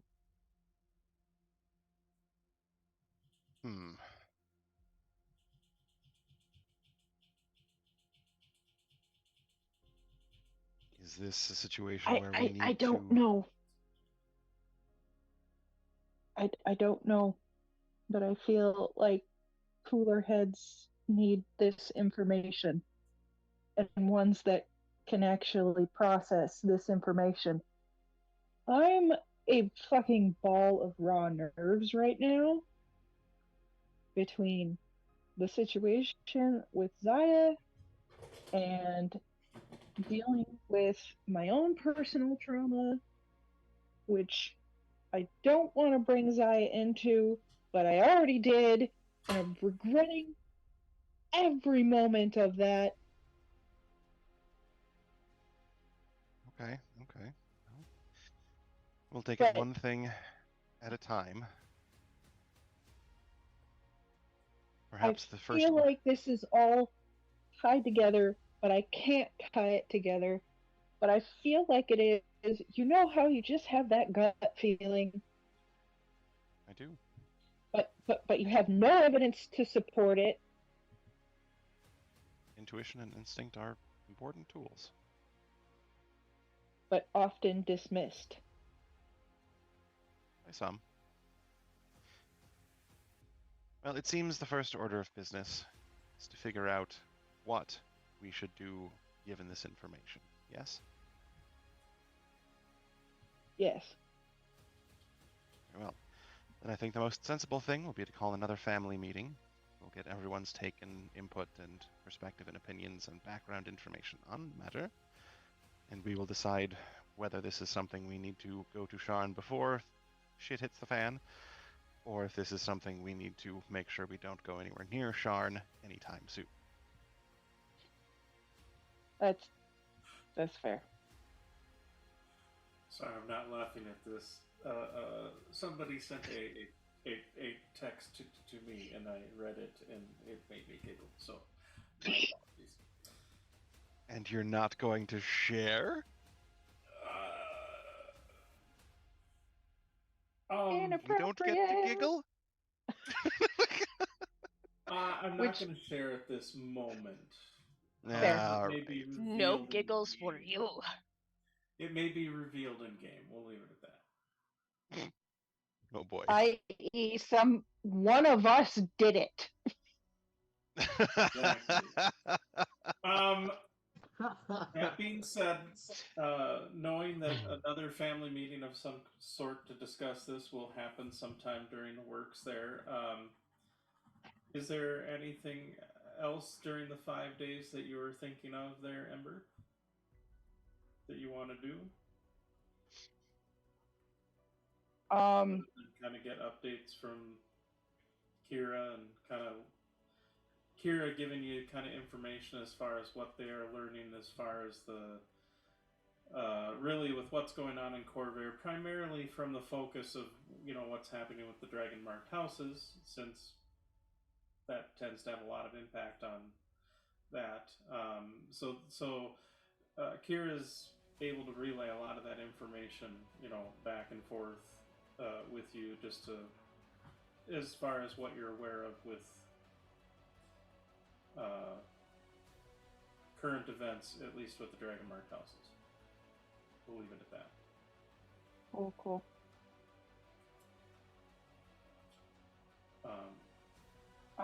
As far as outside of that, no. I think that's pretty much all that I can think of right now. Okay, so Gavin. Yes.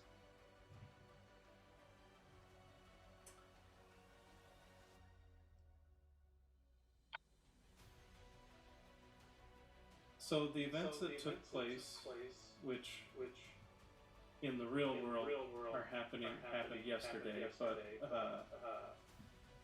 in terms of in-game wibbly wobbly timey wimey, those events occur. Okay.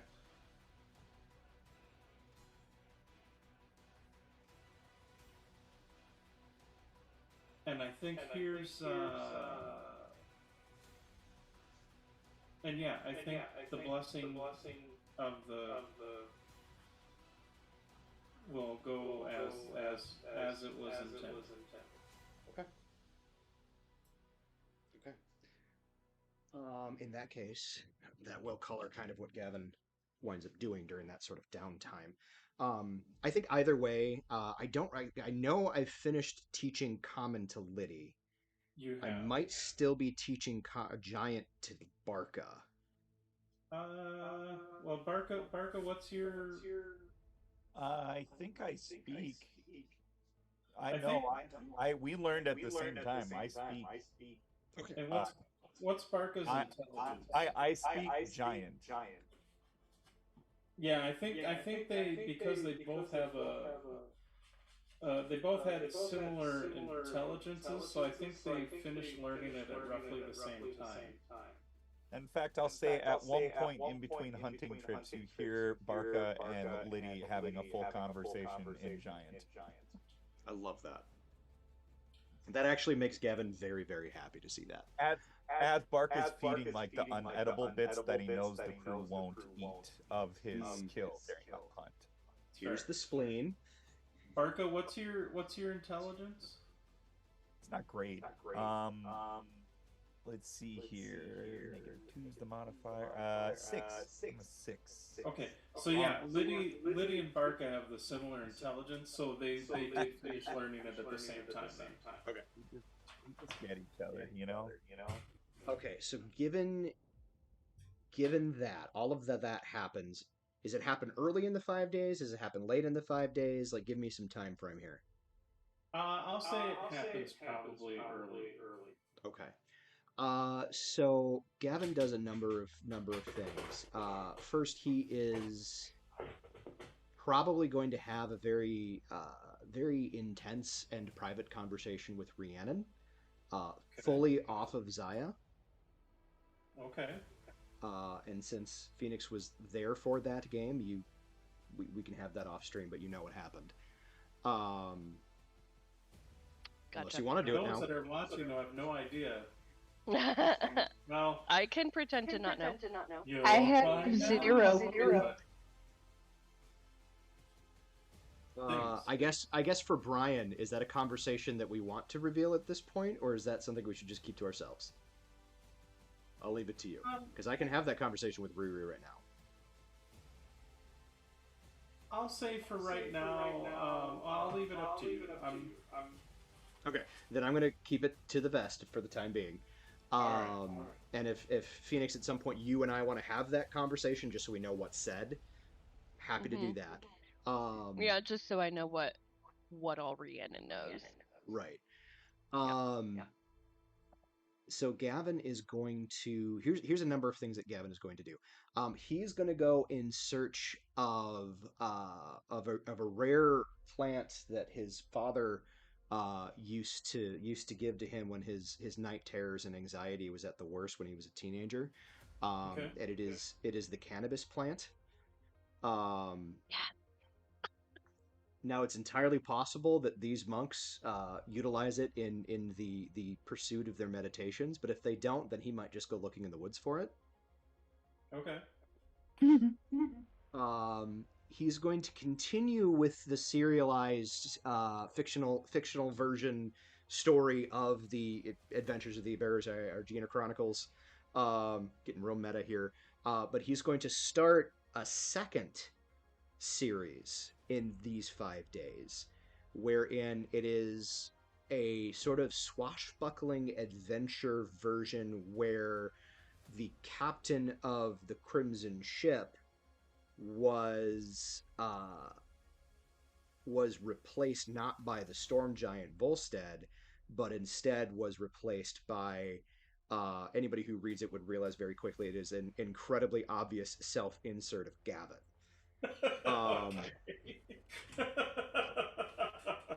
I love it. All right. So like it's not his name. It's not like he very clearly has changed.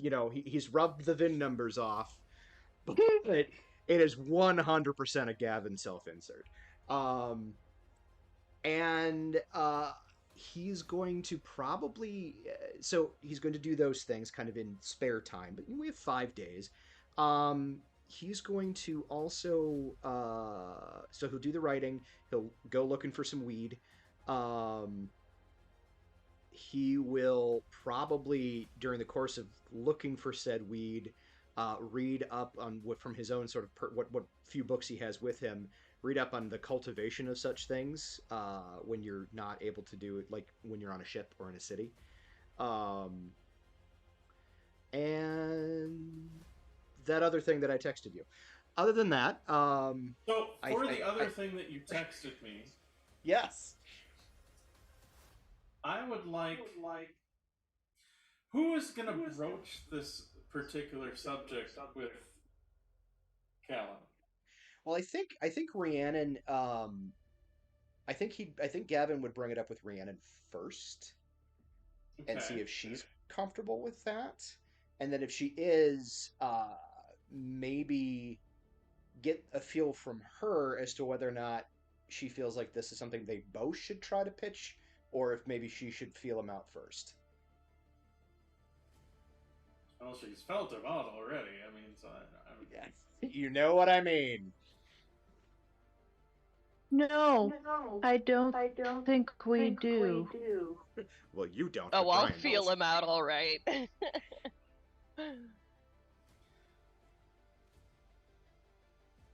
So, I just need to know who's rolling the persuasion roll here. Is really what it comes down to. Well, if it's down to that, I will happily roll the persuasion roll. What's your bonus? My persuasion bonus is a +9. All right. Can I aid and give him advantage?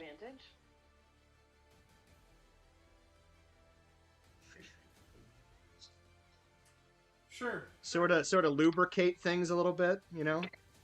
Oh my god. Yeah. Double team him a little bit. Am I Roll with advantage, sir.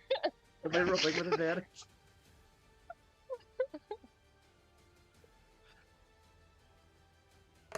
All right, what do we got? There's a 28. Okay.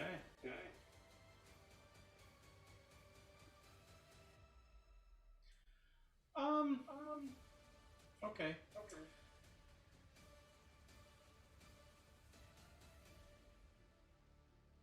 So there are discussions that are had.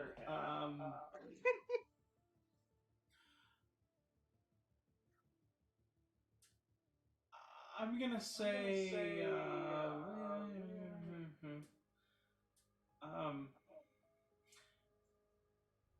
Callan is very intrigued.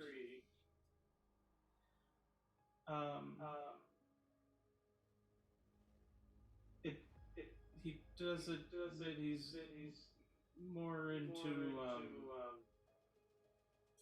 feminine types, but you know. It's okay, we can do an abyssal three-way. He's curious to see what would be involved in such a thing. So it's not saying no, more of a tentative. Tell me more. Gavin does have a very pretty mouth.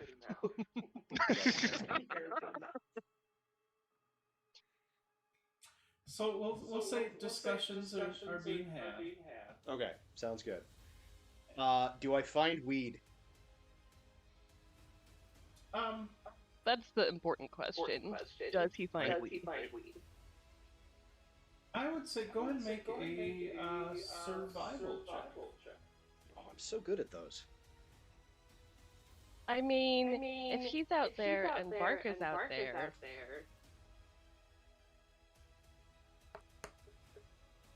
maybe Barker could help him? I had a 16, which, considering I don't have a bonus, is not bad. Actually, it's not bad at all. And in having some discussions, you do, I'll say you are able to find something similar. Callan knows where the weed is. Sure. That is used, we'll say, the primary use is to kind of,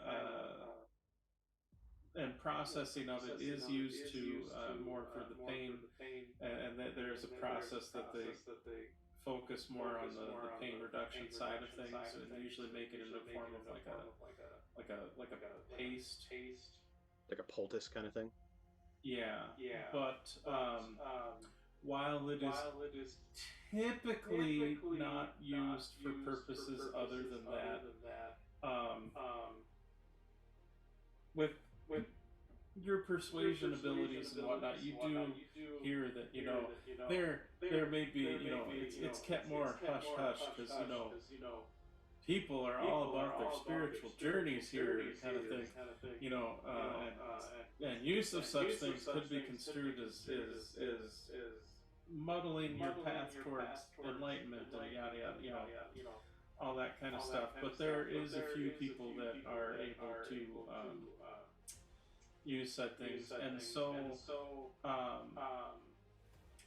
funny enough, they're willing to give it to you, not so much for coinage, because realistically your coinage doesn't really mean shit here, other than as kind of a cool like token or something, to be like, oh, this is, I'll make this into a pendant or something, more, less for the actual monetary value, more for the cultural significance and that whatnot. So it's a little bit more of a, I'd say almost a little bit more of a barter kind of setup. So they do ask, kind of in return or in trade, so to speak, that to give them sort of something in trade. And actually, funny enough, when maybe you mention it, that you put together some stories and whatnot, they ask you to tell tales of the greater world and whatnot, because especially many of the humans in Clashtar that live in the valley, they've lived in Adar their entire lives. They haven't left the safety of the mountain, so in some ways it's them just trying to learn more about the world, kind of thing. So I think in return, what I will do is I will give them sort of the news as I know it, the actual like non-fiction actual truth, the news as I know it of the greater world of what's going on. But also in trade, I will leave the first copies of the first 3 of my Silver Piece novels. Okay. Just for their use and perusal. I will iterate to them that it is fictional mostly. No, I'll probably just say that it's fictional. Because here's the thing, they are fictional. Like, there's maybe a slight grain of truth in everything that's there, but like it is so buried underneath the narrative that you probably wouldn't find it unless you knew exactly what you were looking for. Gotcha. So yeah, so he'll do that. And bear in mind, he doesn't actually intend to use it to just get fucking high for the sake of getting high. Like, he does intend to use it for, like, anxiety purposes and whatever, because yeah. And they give you, so they have, like, we'll say for this particular iteration in this world,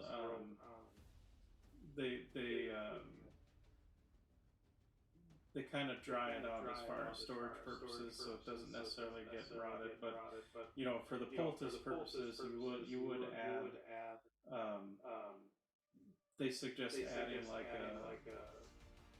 you can use water, but if you have some more of a alcoholic substance, that kind of helps to infuse it a little bit better. I would actually ask for like seeds or a plant or something that I could cultivate at my own. All right, so they give you probably a small sack worth of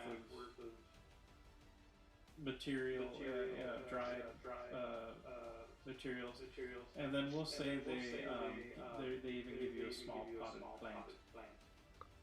Cool. Are you trying to turn Zaya into a grow house?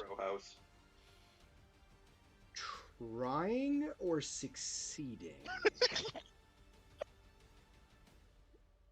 I guess we'll find out. Either. Corruption was made manifest. It's not illegal in Eberron. And very soon it will not be illegal in Minnesota. So not illegal in Missouri. Oh. To answer your question, yes. Yes, I am. I will say, because you may have even had to have like spent the night down there just in terms of travel time and how long it took you to get down there and time of day and sort of these exchanges and whatnot. And I will say, Barca, assuming you're kind of down there with Gavin doing this a little bit, one of the people down there comes over to you, and actually what you see is it looks like a weird sort of contraption. There's two jars, and one jar is more of like a clay jug with a like a cork stopper on it, and it stands maybe about like a wine bottle sized bottle-ish kind of. But you see next to it, they have another jar that's like a glass jar, more of like almost mason size, and you see there's a little, almost like a reed, or kind of like a reed or a twig, sort of stretched across it, and there's a little string hanging down, and you see. And then there's like this kind of liquid in the bottom of it, but you see, and the string is kind of sitting in the liquid, but you see there are in fact a couple of small little crystalline growths on it. Okay. I imagine this is what like Barca would see if he went to like the healthy section for candy. You know, where it's like, oh, goody. Yeah, so basically the jug is like a jug of honey. Yep. And then they begin to start to explain that we don't have much in the way of candies per se, but we have heard, some talk of I guess how it could potentially be made, thanks to your friend there, and they kind of point towards Gavin. It's like, so not 100% sure how it all works, but I believe if you give it time, the crystals will grow in size, and then you'll have some candies. And then you just repeat the process by putting a new string, put a little water, put a little bit of the honey, and stir it up. And they kind of explain as they're talking, Barca just starts looking off to like the trees, like and just subtly away, especially when they start getting into heavy detail. If That's I'm fair. there, am I aware of this conversation? Yes. Okay. Am And I so they I probably don't know what they're talking about, but I'm smart. Can I kind of reverse engineer what they're discussing? easily. Okay. So basically, as they're kind of going and Barkus glazing over a little bit, Gavin will kind of go, I got it, buddy. The long and the short of it is we can make our own candy. Oh. But like real candy, not like fake candy. It will be real candy. Oh. It's just made from honey as opposed to raw sugar. How long does it take? I look at them. A while. You get the sense that this is a new use for honey that they haven't really dealt with a whole lot. They tend to put, like, the way they use the honey is more like either sort of glazing things like dates and then kind of cooking it, or maybe with certain breads to make sort of like a sweet bread of some kind. Okay. So at which point Gavin will turn to Bark and kind of shrug and say, I don't know, but we can find out.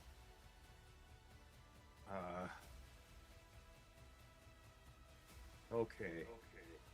Thank you.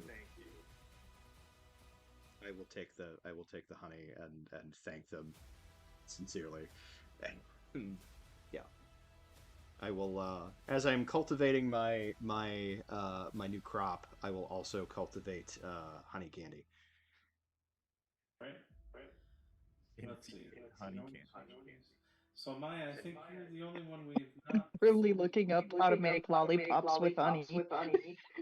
Honey pot. I was gonna say, and here's me like now if we can combine the weed and the honey, we can make honey pot candy, and I'm pretty sure that would be amazing. I know how.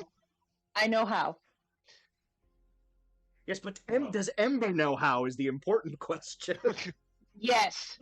Well, and here's the thing. We've invented edibles in Eberron, everybody. Here's the thing. Ember is a bard. Yes. They are kind of a jack of all trades. It's actually built into the mechanics of their class. So the potential is there that Ember, just from all your random knowledge of traveling across Eberron. Plus, I'm a natural hot oven. Yeah. So we'll deal with that in a moment. But I'm going to jump to Maya now. Cool. Because I don't think we got to Maya yet, I believe. And so, Maya, what are you doing during the 5 days? Real quick before I get into that, I have to share this mental picture in my head real quick of the crew of the Berezaya Argia becoming basically mobile pot dealers. Yep. And we just have all of these different like edibles and candies and straight, and we've named them all like regular. So we've got like Kalashtar's Dreams and Ember's Embers and Living Airship. Yep. In a different game, in a different world, a certain artificer was already born. That's that. I'm dead. And got one called Silverpiece Novel. And Phoenix, turn off your ears right now. Turn them off. So anyway, I had that thought and I needed to share it because I could see that being a really fucking weird but funny AU of this this campaign. Why am I turning off my ears? I caught enough of that to hear that apparently we're turning Zaya into a weed-growing city. Nope, it's now an edible farm. Edibles. Yes. Excellent. As long as Brianna gets to name some of them. Yeah, and we were coming up with names. And I've already got a couple that I rattled off. I heard Embers and Kalashtar's Dreams. I love it already. Go. Why am I I was turning like, my ears off? because there's a different game that you GM of a certain artificer that does certain things with candy. What, you think I don't know that healing word or something is absolutely inedible? Like, come on. Healing word is just a gummy. Yeah, It like, is. here, take this. It's Yeah. built into my spells. We have got to keep going. Yeah, I'm All right, sorry. all I'm right, sorry. go. Sorry. Sorry, We'll not shut sorry. up. We'll shut so up. we're Focus. getting back on track Focus. here. I mean, this is Amaya, what do you somewhat Back do on in track. 5 canon. days? Okay, so next 5 days, Amaya is probably going through. She's back and forthing a couple of different things. She's trying to make herself available for Zaya if Zaya ever wants to talk or ever wants to do anything. She is actually probably looking for another magical item to see if the Kalash. Well, I'll get into that in a little bit because that's going to tie in with something else. She's probably getting in touch with Stiernan about probably not a whole lot of detail at first, and probably initial like, hey, just between you and me, kind of what do you think Lyrandar would think about all of this, and letting him know about airships potentially being taken to go flying over and search Zendrik for more beings like Zaya, and like, hey, would House Lyrandar also be interested in taking some of their remaining airships, going over to Zendrik and recapturing some of these ships, and maybe helping us look for things, and kind of testing out those waters a little bit. And she's probably going to kind of the Kalashtar in charge here and going, so look, Zaya's still considering your offer, still kind of figuring out what it is she wants to do, but I would like to take this opportunity and to look into what kind of preparations and what kind of assistance we can get if she decides not to take you up on your plan, and kind of seeing what assistance or gear or things that she can kind of get them to commit to while it's still just a possibility that they may need to actually carry through, and hopefully catch them being a little bit more generous on a theoretical. Okay.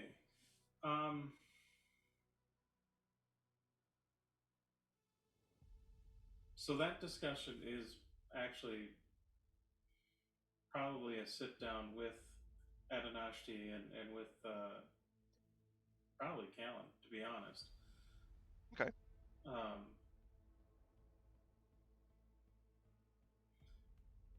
They, they reiterate that the choice is Zaya's. Right.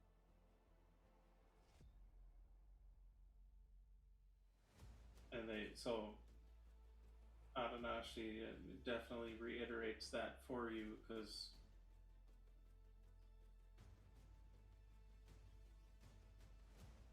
yeah, well, to be quite honest, and they're like, I understand you. So, to understand what you're saying, you are looking for what resources may be available to you should your daughter decide not to go this route. Correct. I figured there are already a number of preparations being made in case she does take you up on your offer. I figured it was only prudent to start making some preparations in case she doesn't accept your offer. Well, I guess the biggest question would be is, what if she decides not to?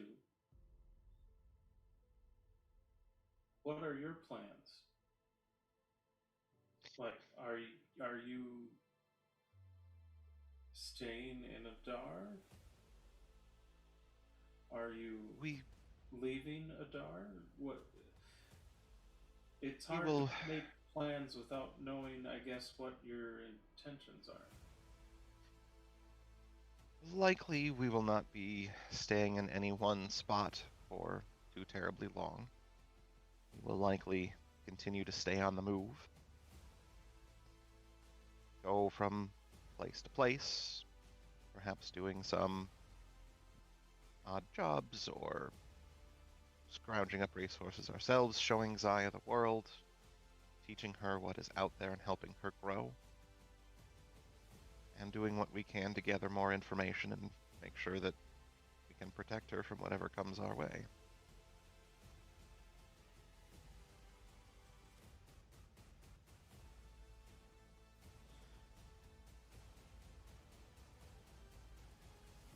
So what are you really asking then?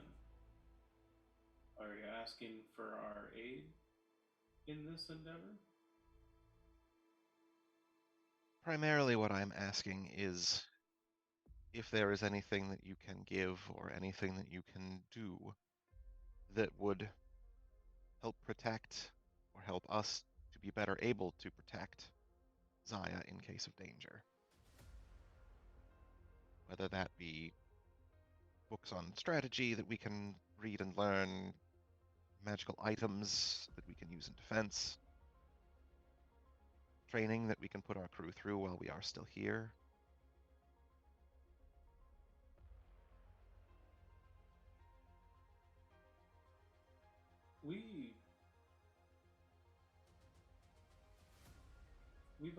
We've already said we would offer our support,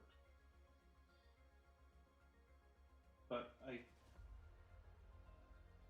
I'm sorry, I'm a little confused. I mean, you are quite experienced and accomplished airship captain, pilot. I guess I don't know what the terminology is necessarily, but in terms of training your crew, you would seem to have much more knowledge in this regards than anything any of us could offer. In many areas, I would not doubt that, but As far as resources, I mean, we are. If it comes to that, I mean, we're able to give whatever supplies and support that we can. And I imagine any Kalashtar settlement you go to, as admittedly the name and knowledge of Zaya, the specifics of Zaya become more well known, which I fear will happen eventually over time, I would guess. sure. That I have no doubt you would be able to find aid in those communities. However, you being raised in some of those communities, or at least those settlements across your continent, you know they are much smaller in scope. Well, I was less trying to ascertain if we could get any aid, and more so what kind of assistance specifically could be provided, making plans and figuring out the logistics for it to be provided. That sort of thing. Well, I mean, again, we can help with supplies. We can help. Are you looking to bring on crew members? Well, what I was hoping was to figure out what it is you have that you can offer us as aid, so that we can take stock of our situation and see what of that aid would be helpful and what would just be redundant. Trying to maximize efficiency, I suppose you could say.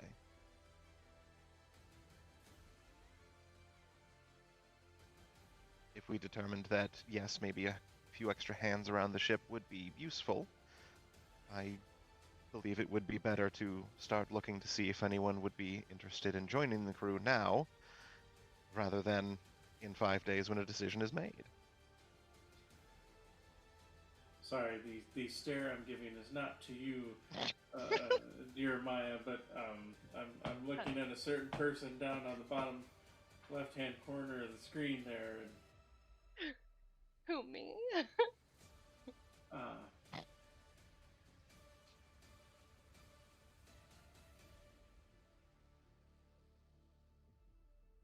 We will give what aid we can.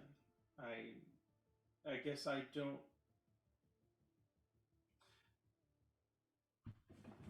I apologize if I'm not more specific as far as I'm just trying to understand better what it is you're also asking for, and perhaps that is more of a discussion to be had with Callan. That's fair.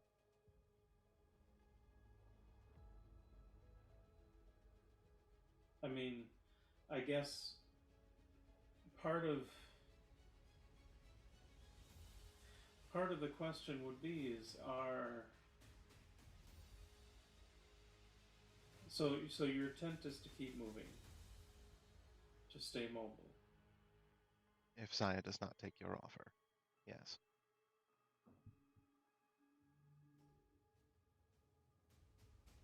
Then I guess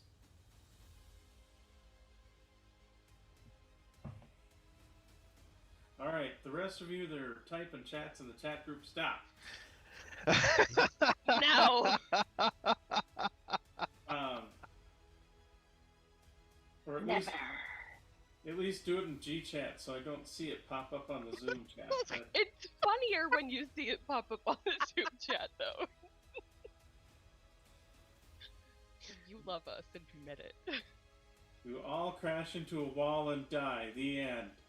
All right.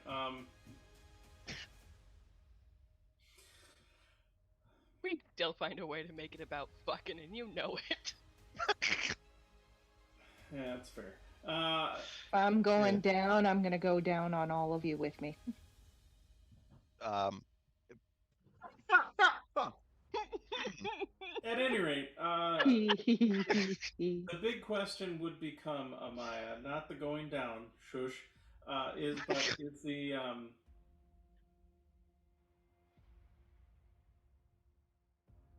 do you want to get, so in a way to get these different communities maybe prepared to store some supplies or whatnot if needed, with the to do that, to marshal that, may require maybe revealing a little bit more about Zaya in general, so they know what to be ready for, I guess, in terms of if you're looking for community support outside of Adar. Sure. Amaya is really just kind of hoping to take the "we'll help however we can" to "we will help however we can, and these are the ways that we can." Kind of get them to at least some ballpark idea commitment of, yes, we can offer food for voyages, probably well, about that's, this I much. guess, where maybe my confusion is or theirs, in the fact that they've already said they will give aid. Right. They've said we'll help however we can, but we don't know how much can you help. Yeah, like what? Could you spare what 2 exactly days worth of food mean? for our crew, or could you easily give us a month's worth of food? Do you have people that have been looking for, something that they can do outside the Conclave to help the Kalashtar? Or does literally everybody here want to stay here, and we probably couldn't count on anybody coming on as a crew member? How specifically, what kinds of aid and in what rough amounts could they actually spare to give to us? Can we have some of those super cool deep crystal weapons?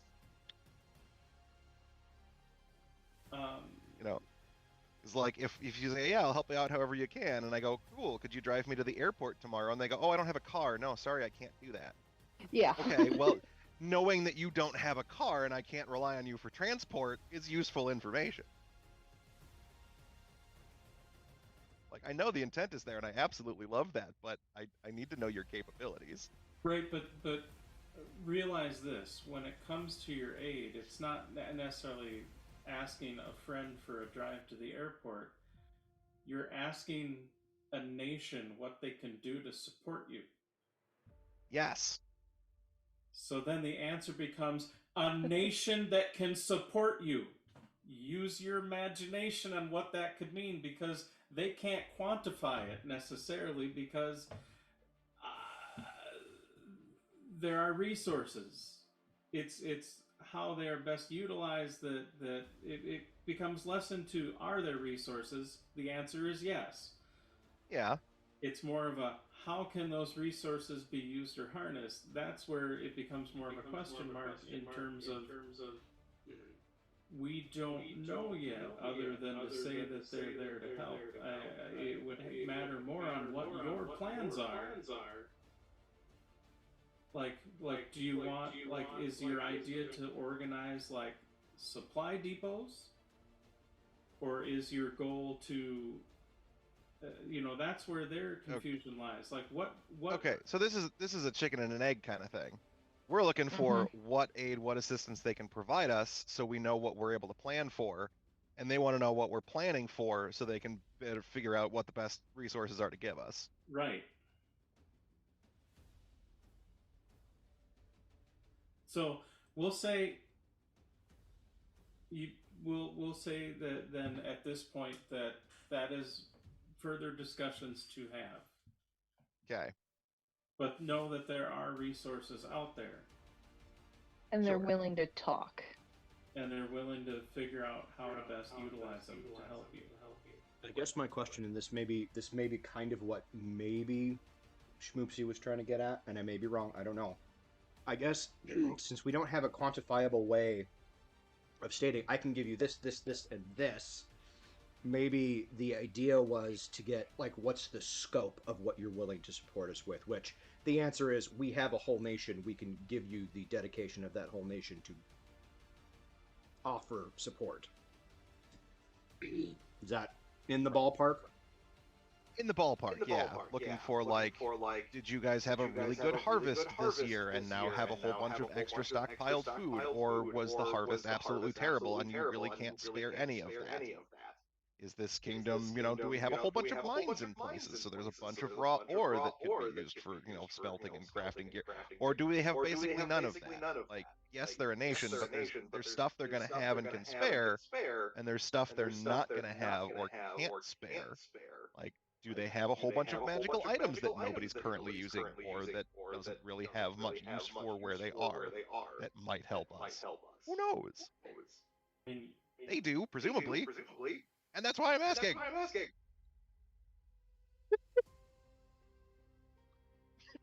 We'll say there's a lot of circling around as trying to figure out the minutia of this, and we'll leave it at that for the moment. Sounds good. Because to be quite frank, you guys have 3 dragon hordes worth of gear and magical items sitting in your hold you haven't done shit with either. So, pot calling the kettle black on that one. Excuse you, I bought a house that I am currently not able to use. And I bought a magic item that is not currently yet made and I can't use. Because it takes time to make them! So we're stuff with it. So, That's right. All right. Enough. Salty about how long it takes. I know that it's the rules, but I want it now. I know you do. But tough shit. Anyway, so, as we kind of gather here after the 5 days,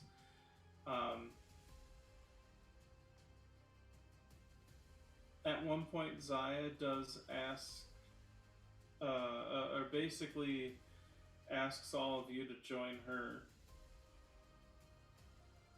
and to kind of meet at the temple, and to and kind of asks Callan and Adonashti as well.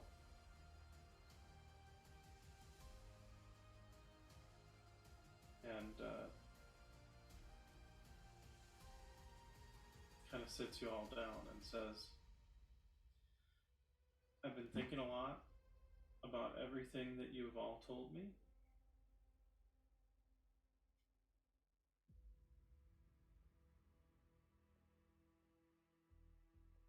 The potential dangers involved with my choice, one way or the other.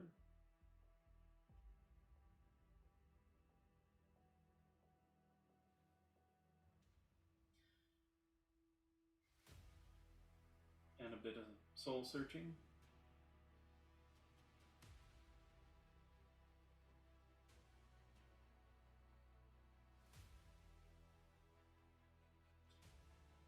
And here's what I've decided. And that's where we'll end it for tonight. You son of a bitch! God. You son of a bitch! Damn it! You Fucking knew that was coming. Motherfucker. Don't! Fuck. No! Your hate brings him joy. Ah, that I is know so where you live. I know where you live. This is... That is the worst cliffhanger. As a player, Brian, I officially have to say that you fucking suck. As a GM, my hat is off to you. That was fucking But you great. asshole. So we might have a new GM next game. Yeah, that's fair. And if you see us driving down the highway with a body bag in the back of a truck, no, you didn't. No, you don't. No, you didn't. Well, thank you all for joining us. We will be back in 2 weeks. We love you all. Except for Brian. I still love you, Brian. It's fine. No, I meant that Brian doesn't love our viewers because obviously Brian he's loves doing our viewers. the Brian same just doesn't shit. love us. He's doing the same shit to them that he's doing for us. Think about poor Maeve watching this broadcast, having to wait for the next. She's gonna cry. You made future Maeve cry. You made future Maeve cry. I hope you feel good about yourself. Well, and also, here's the best part. In like 3 months, when this finally fucking airs, Brian is gonna get a message from Maeve like, "You asshole." Yeah. Right. I mean, any of us could get a message going, "Hey, so you've already recorded the next session. What was the choice?" Oh yeah, it's true. Because I know you know. Anyway, love you all. We will see you in a couple of weeks. Especially Maeve. Love you, come join us. We're so come sorry join he us did this to for you. this. Come join us for Soul's Rest. Come join us for all the crazy Michigas that we get up to here on the Blind GM's channel. Also, go check out Seven Tail Fox, our buddy. That's Kit's stream.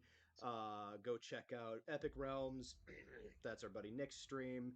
Go do all of the things. We love you. We will collect ourselves and go away. Bye. Bye.